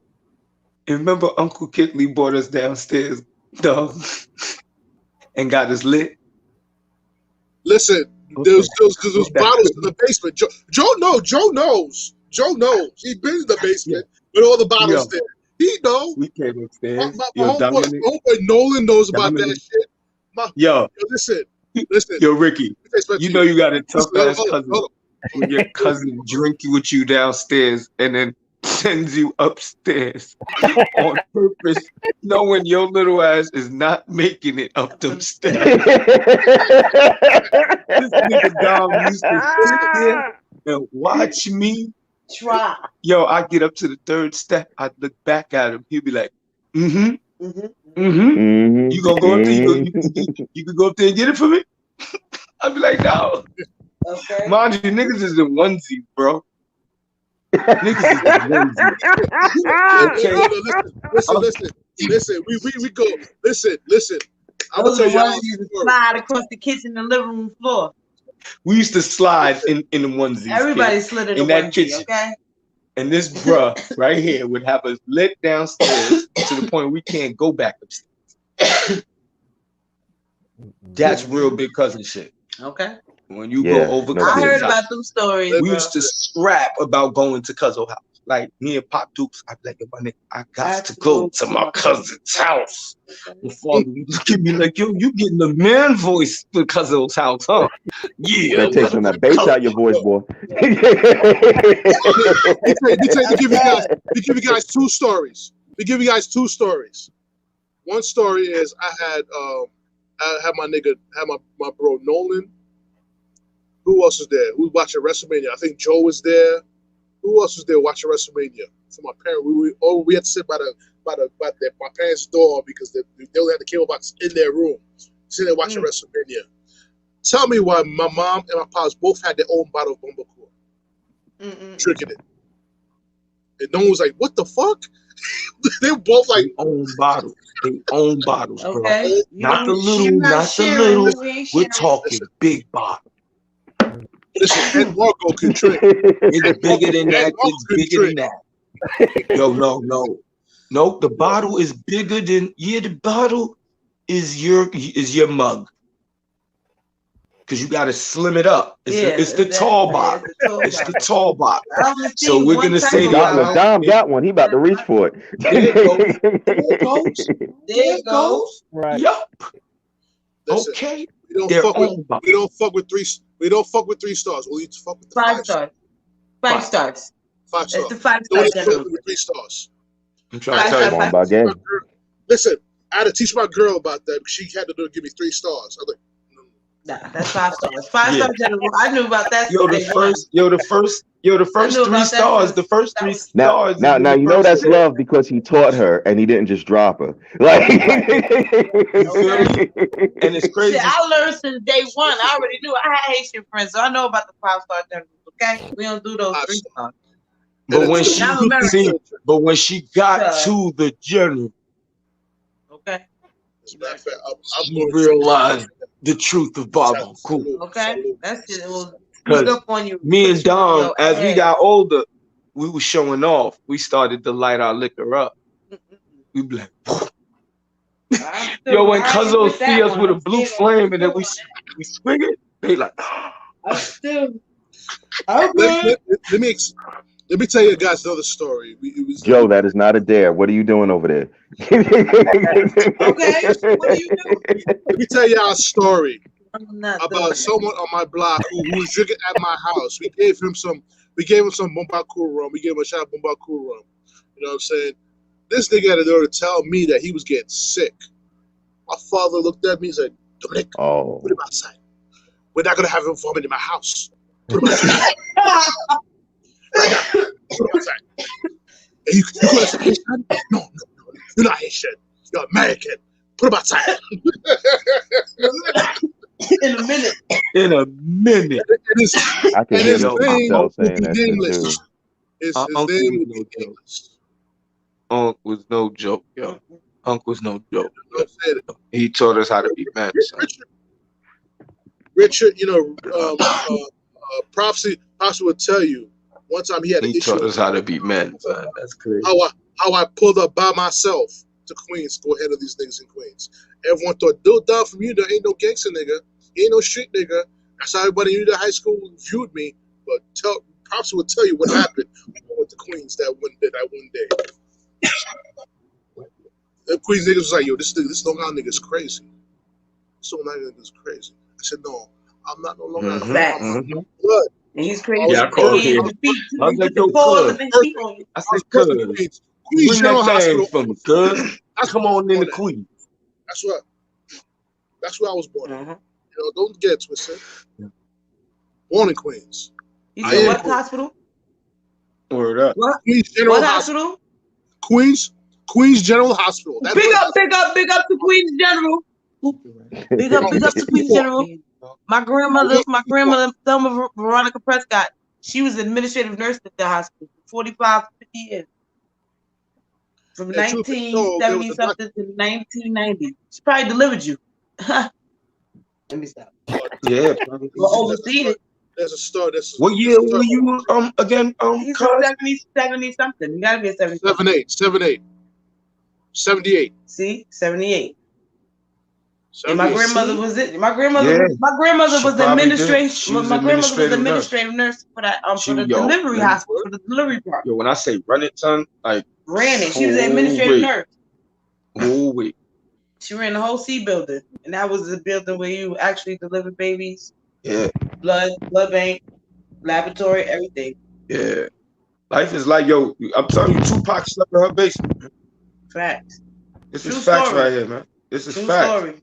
True story. He was in my basement before he moved to California. Feel me? Everybody Tupac was right in Queens, man. Before he moved to California, before he moved to Baltimore. Baltimore, and then he went to Cali. Yeah, before he went to Baltimore, then he went to Cali. Cause you know it, bro. You know Tupac was in the hood before because he was with Madge in them. You know Madge? You remember Madge? No. The Majesty? Grand Imperial. Oh, wait, he was running with them? Yeah. Yes. Rest in peace. Rest in peace. E-Money Bags. His brother. That's Get all out my of fingers. here. Yeah. Wow. That's how I got the picture with E-Money Bags. Because it was E-Money Bags and Tupac. E-Money Bags, Tupac, Madge, and a couple of other niggas. My brother, my blood before he brother, got to Gaddafi and Mutab Bilin. For real. Then he went to Baltimore. Then after Baltimore, he went to we got history. Cali. That's why my mixtape is called Bones in the Closet. That's when Mom Duke moved to Baltimore because she was having situations down here too. That's the mixtape, Bones in the Closet. Now, yeah, I've been hiding, but I've been riding. I'm curious to know, did they call him Lassane back then? Nah. No. Nope. I'm wondering how old he was when he got the name Tupac, though. Well, that's how when I remember him, he had to been like in his early, like 18, because I was young. I was like 8, 9 years old at the time. My brother 8 years older than me, so I was like 9, 10. But my brother was like 17, 18 at the time, so it had to have been around that time, if I'm not mistaken.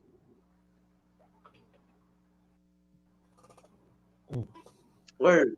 And if I can look, I'll look for the pictures. You familiar with a rapper named Pop Mega? No. That for some reason I'm thinking of battle rappers. Was he one of the battles? Is he one of them battle MCs? He wasn't on the scene, but he was street. So you got a lot of niggas, you know, just like that song, by Jada.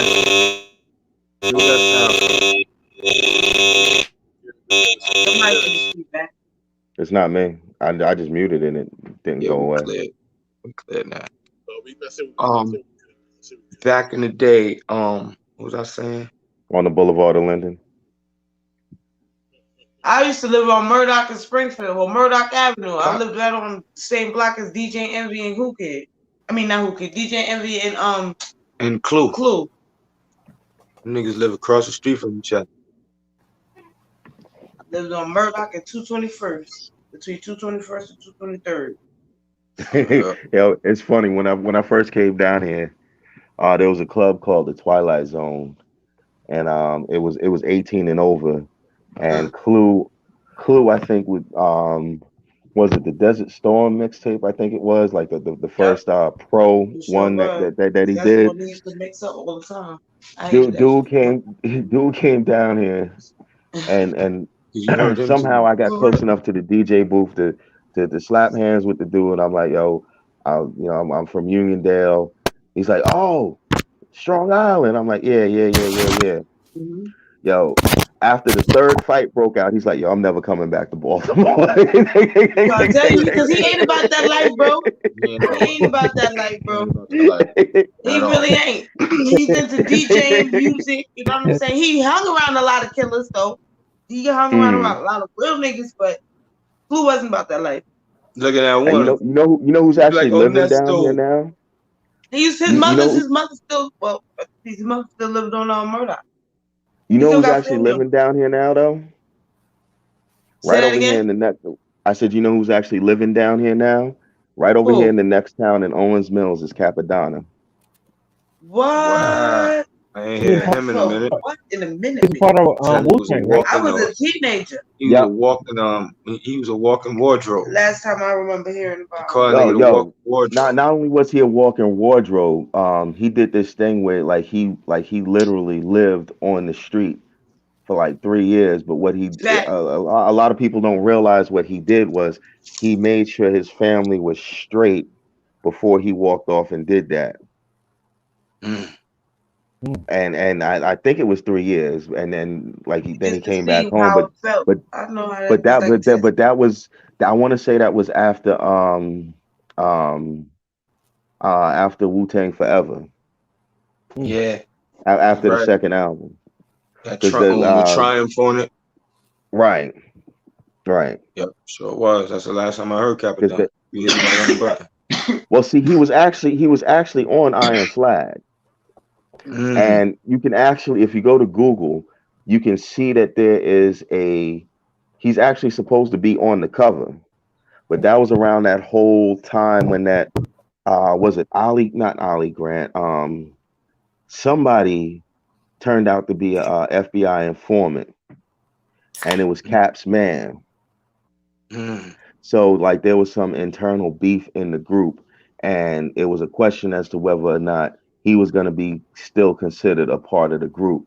And if you look at the Iron Flag album cover, he's not on it, but you can actually Google the original version of that cover, because the cover that hit the stores was black and white, but the original cover was in color. And in order for them to actually make it look cohesive, the way they took him out, they had to make it black and white, because if you leave it in color, you can still see his arm or whatever. That's deep. Yeah. Deep. Let me tell you something. That track, that his bars on Winter Wars, it's a classic. Yeah, that's deep. Daytona 5000. That shit, yeah. Dude put the nail in the coffin for that track. Yeah. That Speed Racer joint. Yo, he stole that. He really did. He really did. Sampled the shit out of that. Yeah. There's no other way to do that. And then what was the one you mentioned, Dom? Winter Wars. Winter Wars. Yeah. And break them off and dial 917-760-49311. That Cold World. And you get standing on the block, busting off shots. Deep on the block, you got me stuck down in this cold world. Remember Cold World? Cold World with Jizza. That's another sleeper. Cold World. Remember that beat? Oh, hold up. That fucking beat was so hypnotic. How about I still got the tape? Words from the Genius. That was before. I didn't even know that. I did not put this together that was the same dude that was the Jizza in the Wu-Tang Clan until years later. Crushing it. The Jizza, his mouth. Yeah, his mouth sick. I think out of all of them at that time, RZA loved him. Jizza's mouth was stupid. Him and Method Man back to back is a punch to your inside. Oh. Do you understand? That was another dude. Yo, that's another dude. Him and Method Man. The illest, evilest order I can start with is Jizza starting, Method Man in the middle, and Raekwon at the end. And you know what beat they would sound crazy on? Come back on them track. That Lauryn Hill, Ready or Not. Yeah. Ooh. Ah, the Fuji joint. Man, yeah. Let them three niggas eat that again. It'd be over. Jizza no joke, my nigga. When he did that Cold World, just the hook alone, the hook to a song is the craftsmanship, yo. It really is. The verse is cool too, but a hook is nothing like a good fucking hook. Now, what about when they did the remix and threw D'Angelo on that hook? Oh man, as in Death Threat. That had me feeling like D'Angelo should have been the original hook singer. Yeah. Yeah. Yeah. And then that's no disrespect to whoever it was that was actually on the track. Yeah. Yo, and I ain't gonna lie, when I first heard that track too, props too. on some roster shit, Yeah. Marley would sound great singing that hook. Yeah, I think David Marley too. David Marley. Any Marley, but I like David. Now, sister mentioned about Raekwon, though. How about his crossover? He did that. His crossover's retarded. His crossover with that Curious beat. He's retarded. With the Curious beat. Man, not even that. What about the other one? With that shorty singing on LMA? Is LMA singing the hook? Where it's like the song is talking about like relationship conflicts. Oh, that was LMA? I think it's LMA on the hook.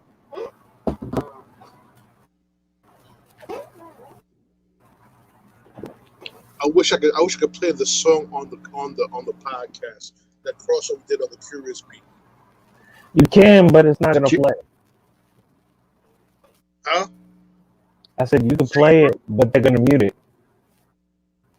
Yeah, that's true. So that would do that. I wish I could play it. But Google Raekwon Curious. OMG, that nigga, he destroyed that beat. He destroyed that beat. You see what I'm doing, right? You Google it, YouTube it. I got it on YouTube right now.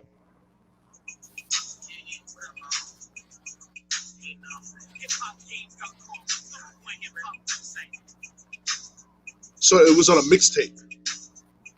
No one ever heard it. It was on a mixtape. Yeah.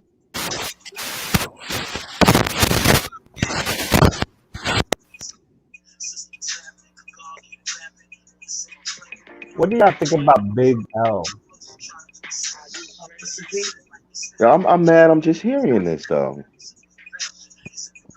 Like, I'm curious. Yeah. Listen to that shit right now. We can't play on the podcast because they'll mute that shit out. Yeah.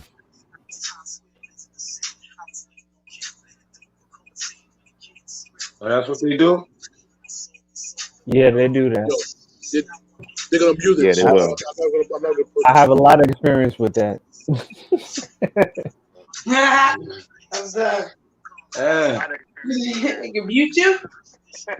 Mm-hmm. I don't know if I mentioned on the part one of this subject. Did I mention Cool G Rap? Man, no. Living the fast life. Gotta name him. We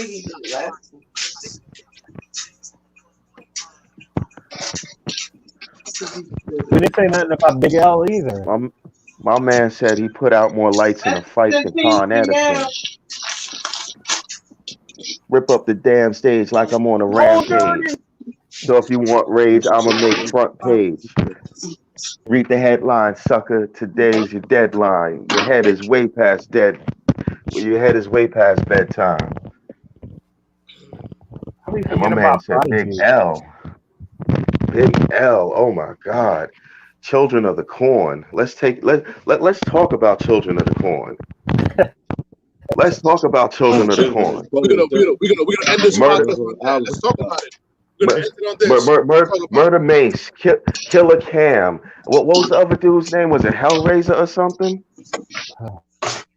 What was that odd name? No, Bloodline or Bloodlust. Was it Hellrell? Hellrell. That was Hellrell? Hellrell. Was it? Yep. That's who kicked in with him. Yo. That was Hellrell. Yo, anybody out there listening to this, and y'all think that Mace was all about the shiny suits and nah. Don't get me wrong. He got his money. He got his money. He got his money, Yo, so Mace, he wore that shiny suit. But let me tell you something. Let me tell you something about Murder Mace. Because Murder Mace wasn't nothing to play with. Murder Mace was that dude that your nana told you not to hang out with. Like word. Yeah, loud.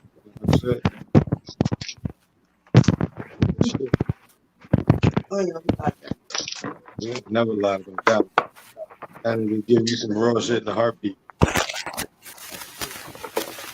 So we go on and on about music and this, that, and the other. We got to do this podcast on a high note. I don't know where we can go from here. Should it be a part 3? I don't know. No, you know what? If we're gonna do a part 3, I think you mentioned something. I think Joey mentioned it. No, I think you mentioned it. Let's do a top 5 groups. Because that's okay. Yeah, because that's that. In my humble opinion, that's a different category. Right. You know what I'm saying? And like I said, MC Ren and Inspector Deck were easily outshining their groups before any of their solo works. They were easily outshining the rest of their group, but they didn't get the recognition that I thought that they deserved. And I do understand that Deck's album was supposed to come out right after Tikal, and there was the whole house fire thing. But before that even went down, before that even happened, there was Into the 36 Chambers. And between Deck and Genius, they those were the two that really shined on that album.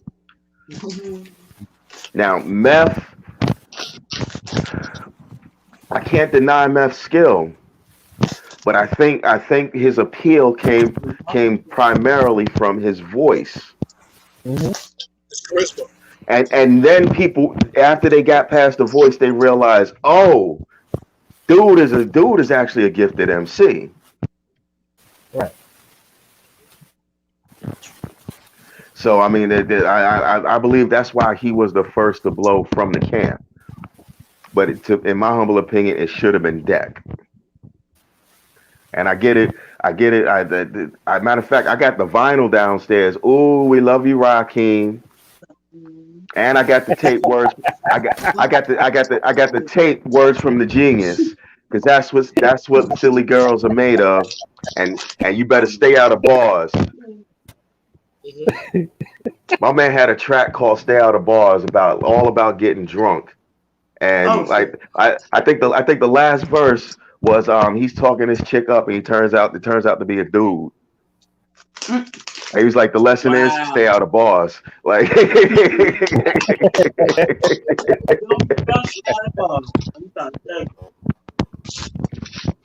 so I mean, but the point is they had their careers before the Clan.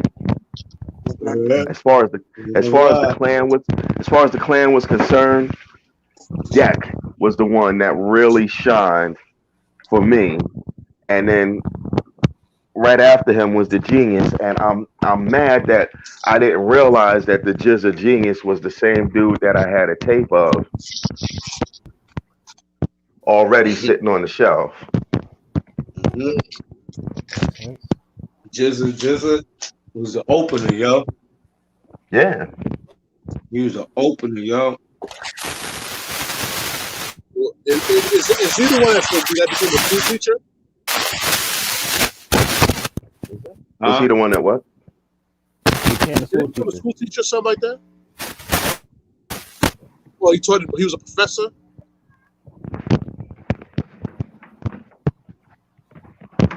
Who, the Genius? Genius. I remember one of them became a professor at college, university. Jizza. Yeah. Jizza. That nigga's no joke, son. And Caesar's a real master. And you God ain't no joke either. Oh, we forgot about him. You God, then you God. Let me tell you something. If ever there's somebody that you should feel on them streets, it's you guys. Say, you can say what you want about him being the weakest link of MC.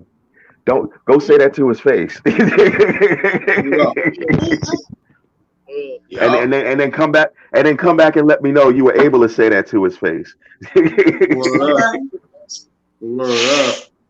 He different. Let me tell you guys something, yo. The next podcast is about the music aspect of it. We're gonna go with top 5 groups and best collabos. Yeah, that's gonna be fun.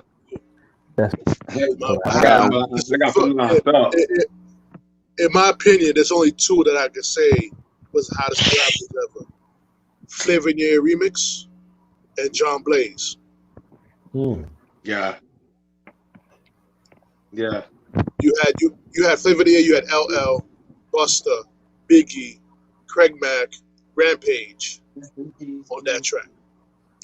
Versus John Blaze, which was Fat Joe, Raekwon, Jada Kiss, Big Pun, and there was a 5th one. Well, 4, 3, 2, 1 is my top 1. 4, 3, 2, 1. That's another collabo. How about I Shot You? Thank you. Yo, I'm thinking I Shot You and Bam. There's from a TV. bunch of I Shot You. What you would call this stuff? That's deep. Cause Jada's Who Shot You is no joke. You feel me? And then like after for like on some ill collabo, real official collabo shit.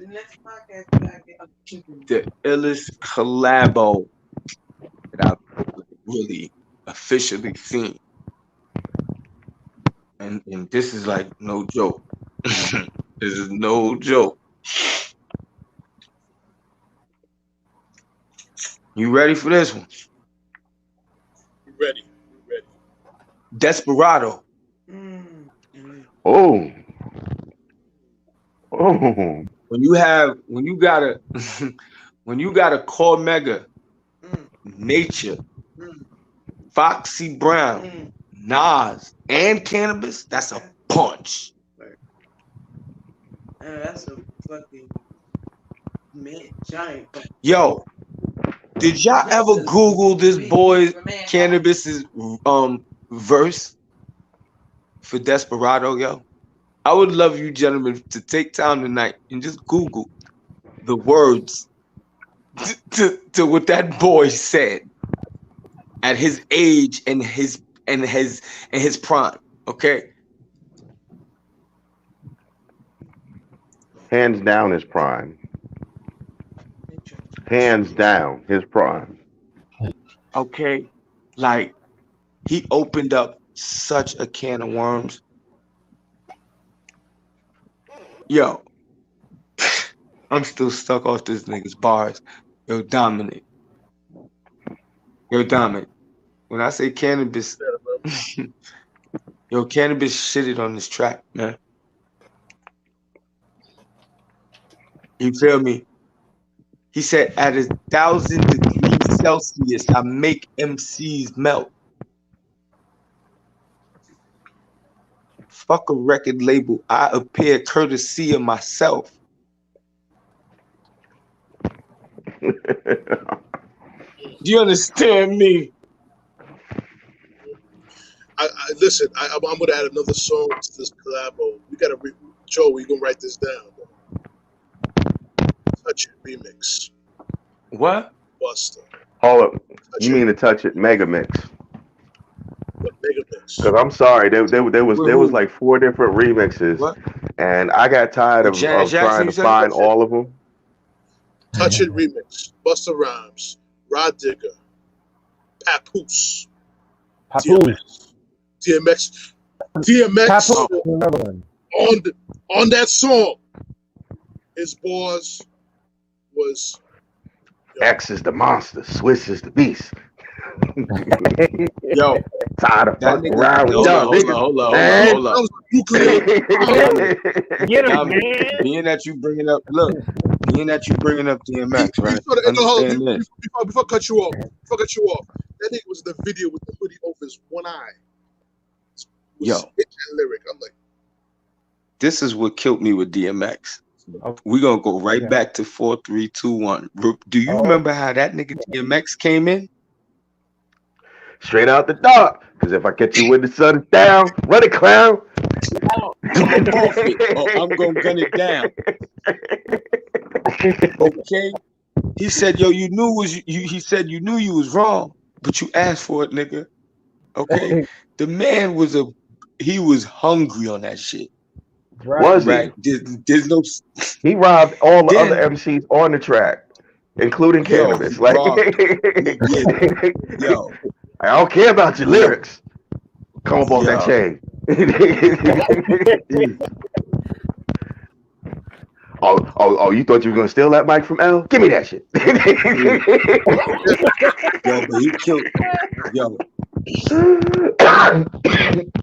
Yo. When I say L went back in the lab and wrote that shit, he went so personal. I said, look at him, this nigga, you had to change up the damn thing, huh? Man, that boy came, he came crazy. And you know what? Huh? You know what? Anybody out there listening to this, it's probably still out there today. Find the conversation that Cannabis had with LL. Because LL told him straight up, this is hip hop, this is what we do. When you know the young lion comes into the den, I'm gonna eat you up. But we gonna get together. We gonna come. I'm gonna bring you out on stage. We gonna get this money. We gonna do our thing. Everybody up in Cannabis ear talking about, you let that lip licking, shirt tearing motherfucker get at you like that, and you Cannabis. Come on, son. Months later, what you got? Second round knockout. Word up. Cannabis was supposed to still be making money right now if he would have played his cards right. For real, but he did, he caught him good. That second round knockout with Mike Tyson in the background. Talking about, I eat your kids. That shit was intimidating, son. I was like, I ain't coming outside. I don't want Mike Tyson punching me in the face. He said, no. He said, we ain't gonna do this. I was like, heard that convicted rapist on the record too. He's like, no, I ain't doing it. But I don't know. Ricky probably tell you more. What pissed off LL was that Cannabis highlighted his album of Second Round. The word up. Yeah. That was And what's really sad about that though? What's really sad about that? What's really sad about that though is he continued his career, his professional career, with that as his cornerstone or his foundation stone. Every album had a track dedicated to L. Every album. He did the 4 Horsemen project. And he's still talking about that because you a father ass, because you got fucked in your ass by your father. Like, nigga, is you still like that was 10 years ago? L made 2 tracks, and now he's NCIS. You still stuck on stupid, my nigga. Like, and now you pulling out your rhyme book at battle raps. How did we get here? How, Sway? Tell me. You ain't got the answers. You ain't got the answers.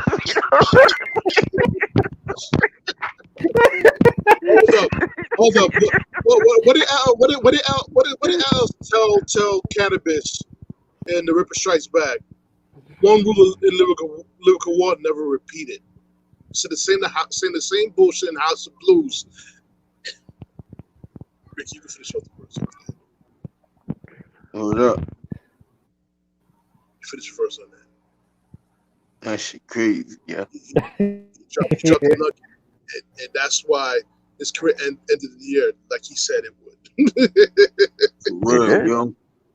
Niggas moving their mouths. And that's what I'm saying. I mean, don't get me wrong. I got love for my cousin. I'm always gonna have his back. But he got out-rhymed and outclassed. But how do you out-rhyme somebody and still lose the battle? Yeah. It don't make sense. Yeah, it don't, man. That's why this is bad math. This is bad math because the shit don't add up. Like, and he had some more coming too. He had some more coming. Did. Yo, LL put LL in his in the unit that he had and put money out and said, look, shut it down. Longevity is a motherfucker. You know what I mean? When you really rock the bells, because that's what really saved honestly. It wasn't no lyrical content. Because when you break down the metaphors that he was coming with, it's like you're taking whatever the dude battled you with and you just repeating his words to him like a 12-year-old. It's like somebody going, hey, you got boogers in your face. And then you like, you got boogers in your face. You know what I mean? It's like you repeating the or mimicking them. That's how LL won. I know you are, but what am I? I know you are, but what am I? Did that. Yes, exactly.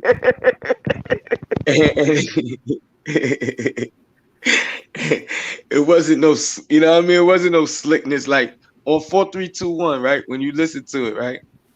It's like when you really peep the lyrics, you like, man, nigga threw a garbage truck at you, and then you tried to reverse with that punk ass Volvo. Ew, nah, you feel me?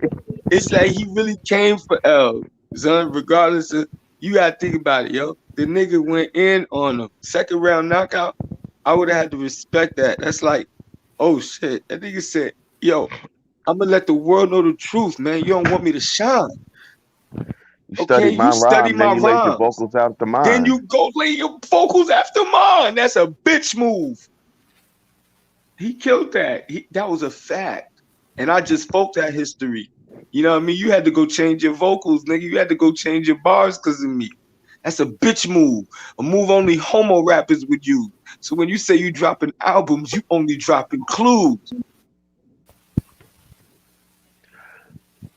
That's a boom, bing, bing. You swelled up. No. Remember when Mike Tyson hit Bruno over the eye?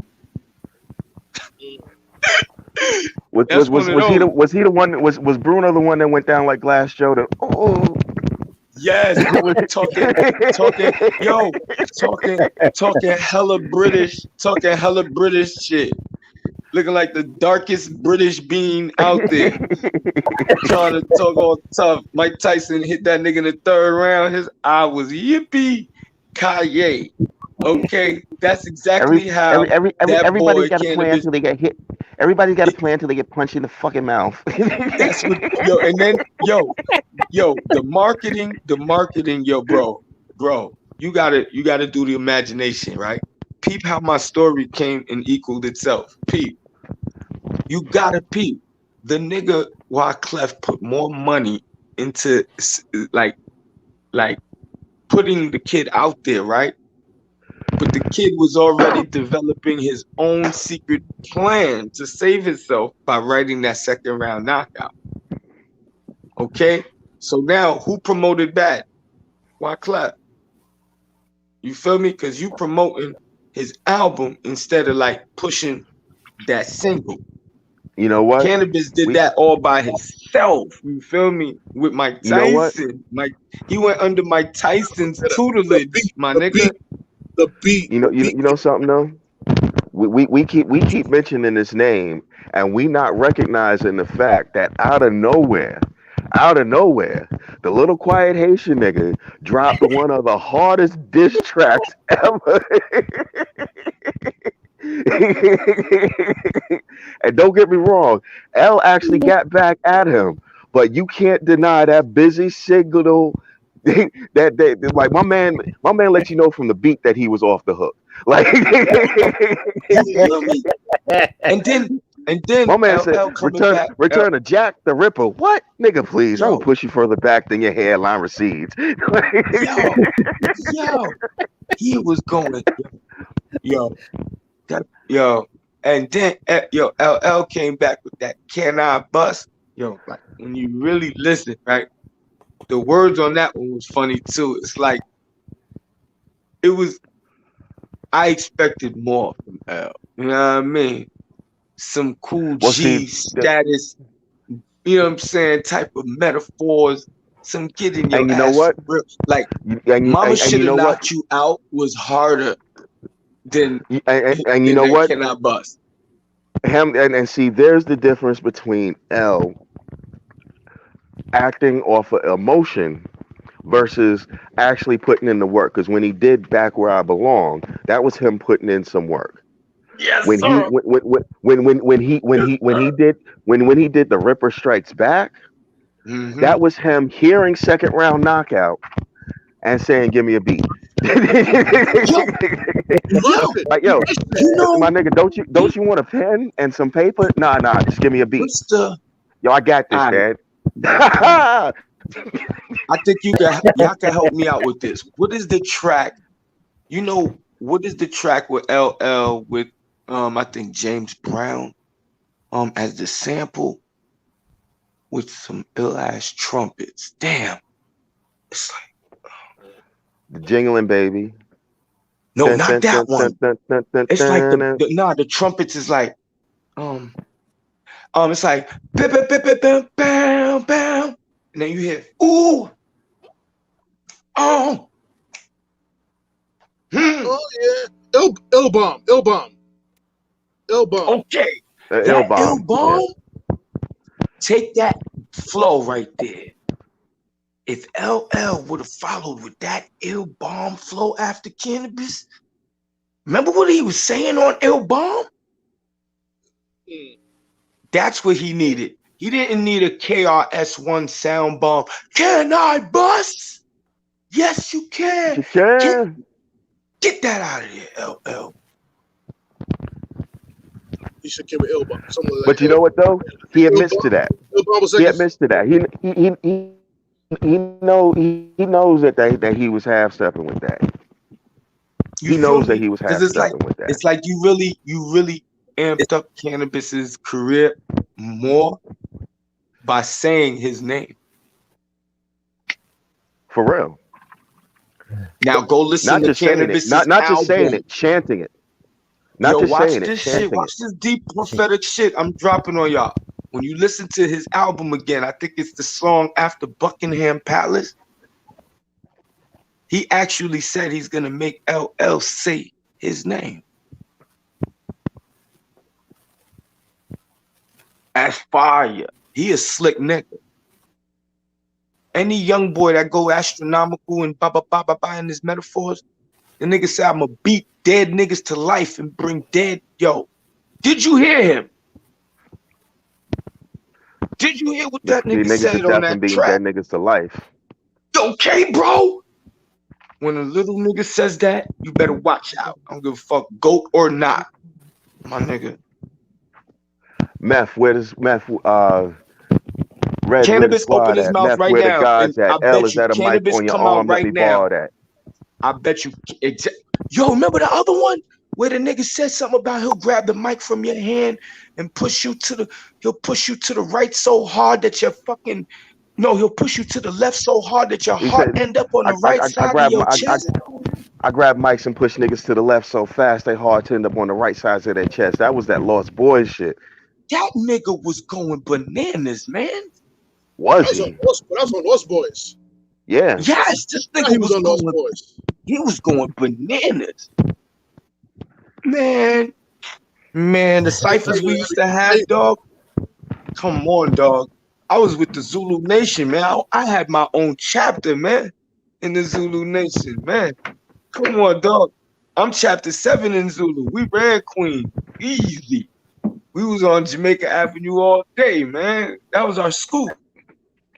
We used to, you know what I mean? We used to cut school and go right down to Parsons. Yeah, meet me at my office. We was young and coming up with the Lost Boys, dapping it up with Mr. Cheeks and Juggernaut and Juggernaut, damn.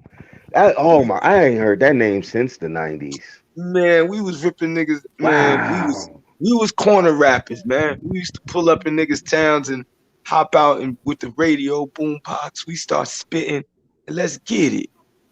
It wasn't battle. It was just putting our skills out there. You know what I mean? And it was natural, yo. It was natural, yo. That shit come natural. Beast from the East. That's the name of the song. Beast from the East. Yeah, Cannabis Yeah, is because going you know what? dumb. A plus showed me that he still had it when he jumped up on there. Yeah, A plus was a shit too. Oh yeah. You know who was nice? Ali Vegas. Oh yes.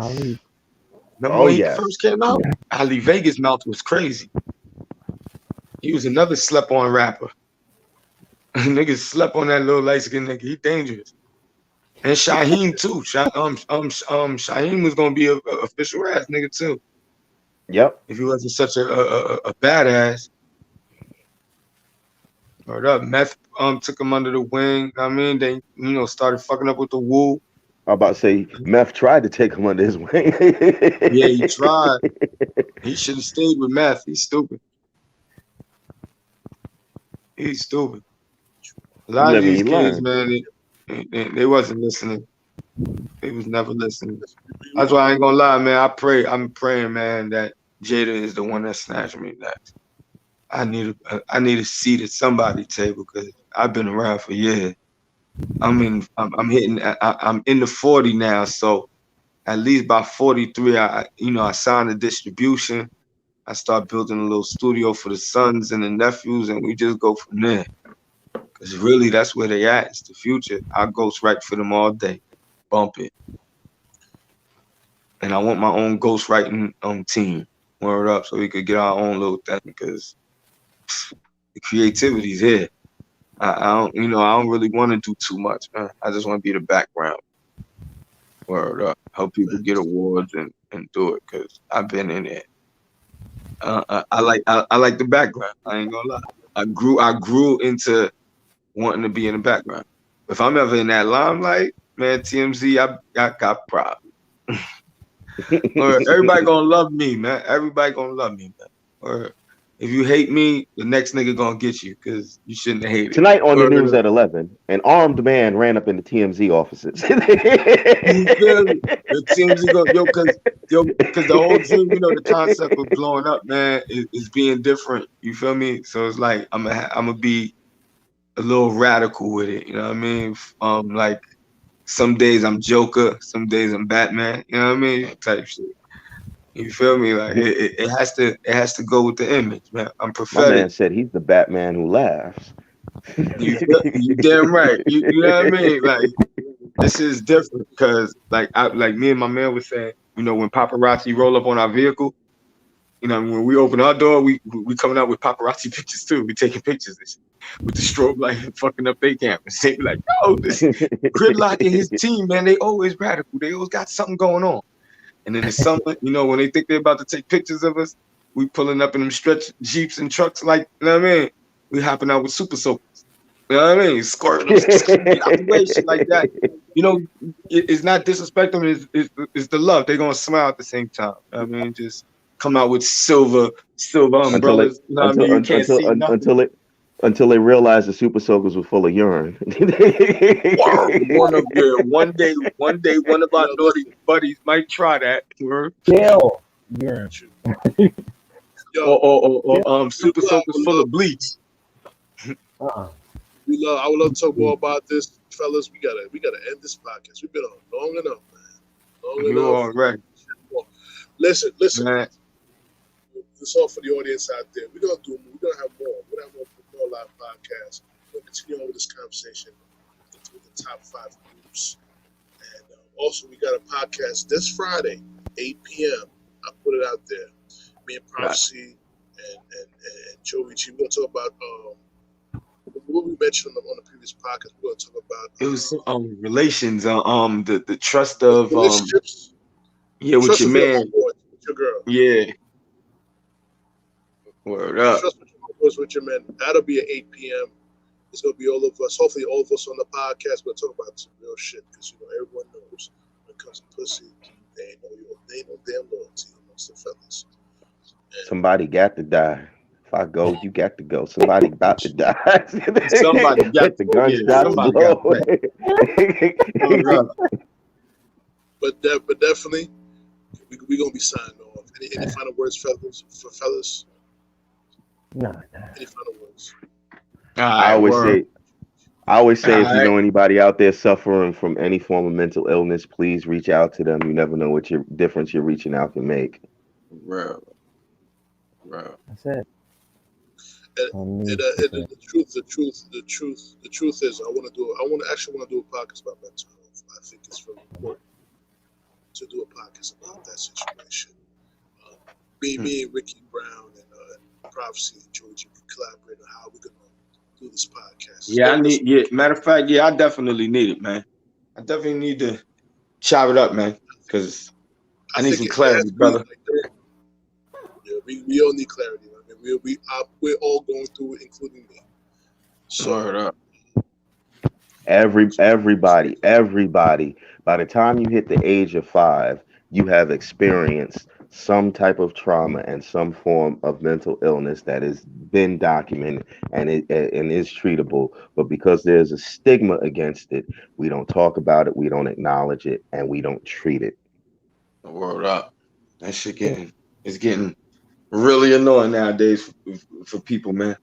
Word up. Even, I got a couple friends hitting me, and it feel crazy when I don't have the proper words and advice. So I was like, damn. It's been coming crazy to the point where I've had my own personal damn, why is this happening to me type? And it's every time I'm about to touch getting closer to the success part of getting to somebody, Dom, it's like something comes out of nowhere. You know what I mean? And it comes crazy, yo. Where it builds heavy insecurity, and it's not cool. Word up. Well, we gonna definitely talk about that. That's why moments like this, yeah. We're gonna collab on. We're gonna collab on and get that date on for that particular podcast. I think it's very important to talk about. Hopefully, it's gonna be done during the day because I want to reach a grand audience when it comes to that collab on this podcast about mental illness and things like that. I've seen when I'm going through myself. I'm not saying I have mental illness, but I have some out of control myself. So, you know what I'm saying? So, it's your man Big Dom. I'm gonna sign off on this podcast. I love you guys. Love the fans. We'll keep True Players podcast rolling. All right. You know what I'm saying? I know I kind of lapsed over the month of January, but we're back on the ground. You guys have been with new episodes each and every week. All right. So on that note, Proph4C, JoeyG, Ricky Brown, it's your man Big Dom. You all ready? All right. Peace. You already know what it is. You all ready? Peace. Peace. Yeah. T-Boy Rock. Gridlock. Shout out to my nigga Dom. True players, let's go. This that true player shit. We gon' make it live with Big Dom. How they gon' knock true player shit? We gon' take it farther than beyond. This that true player shit. We gon' make it live with Big Dom. How they gon' knock true player shit? We gon' take it farther than beyond. We ain't holding no punches. True players, we live, homie, no frontin'. Always talk about something. So taking over, you know that the wait is over. That in your face commentary is fire in the show up. We talk about sports, finance, and relationships. True players.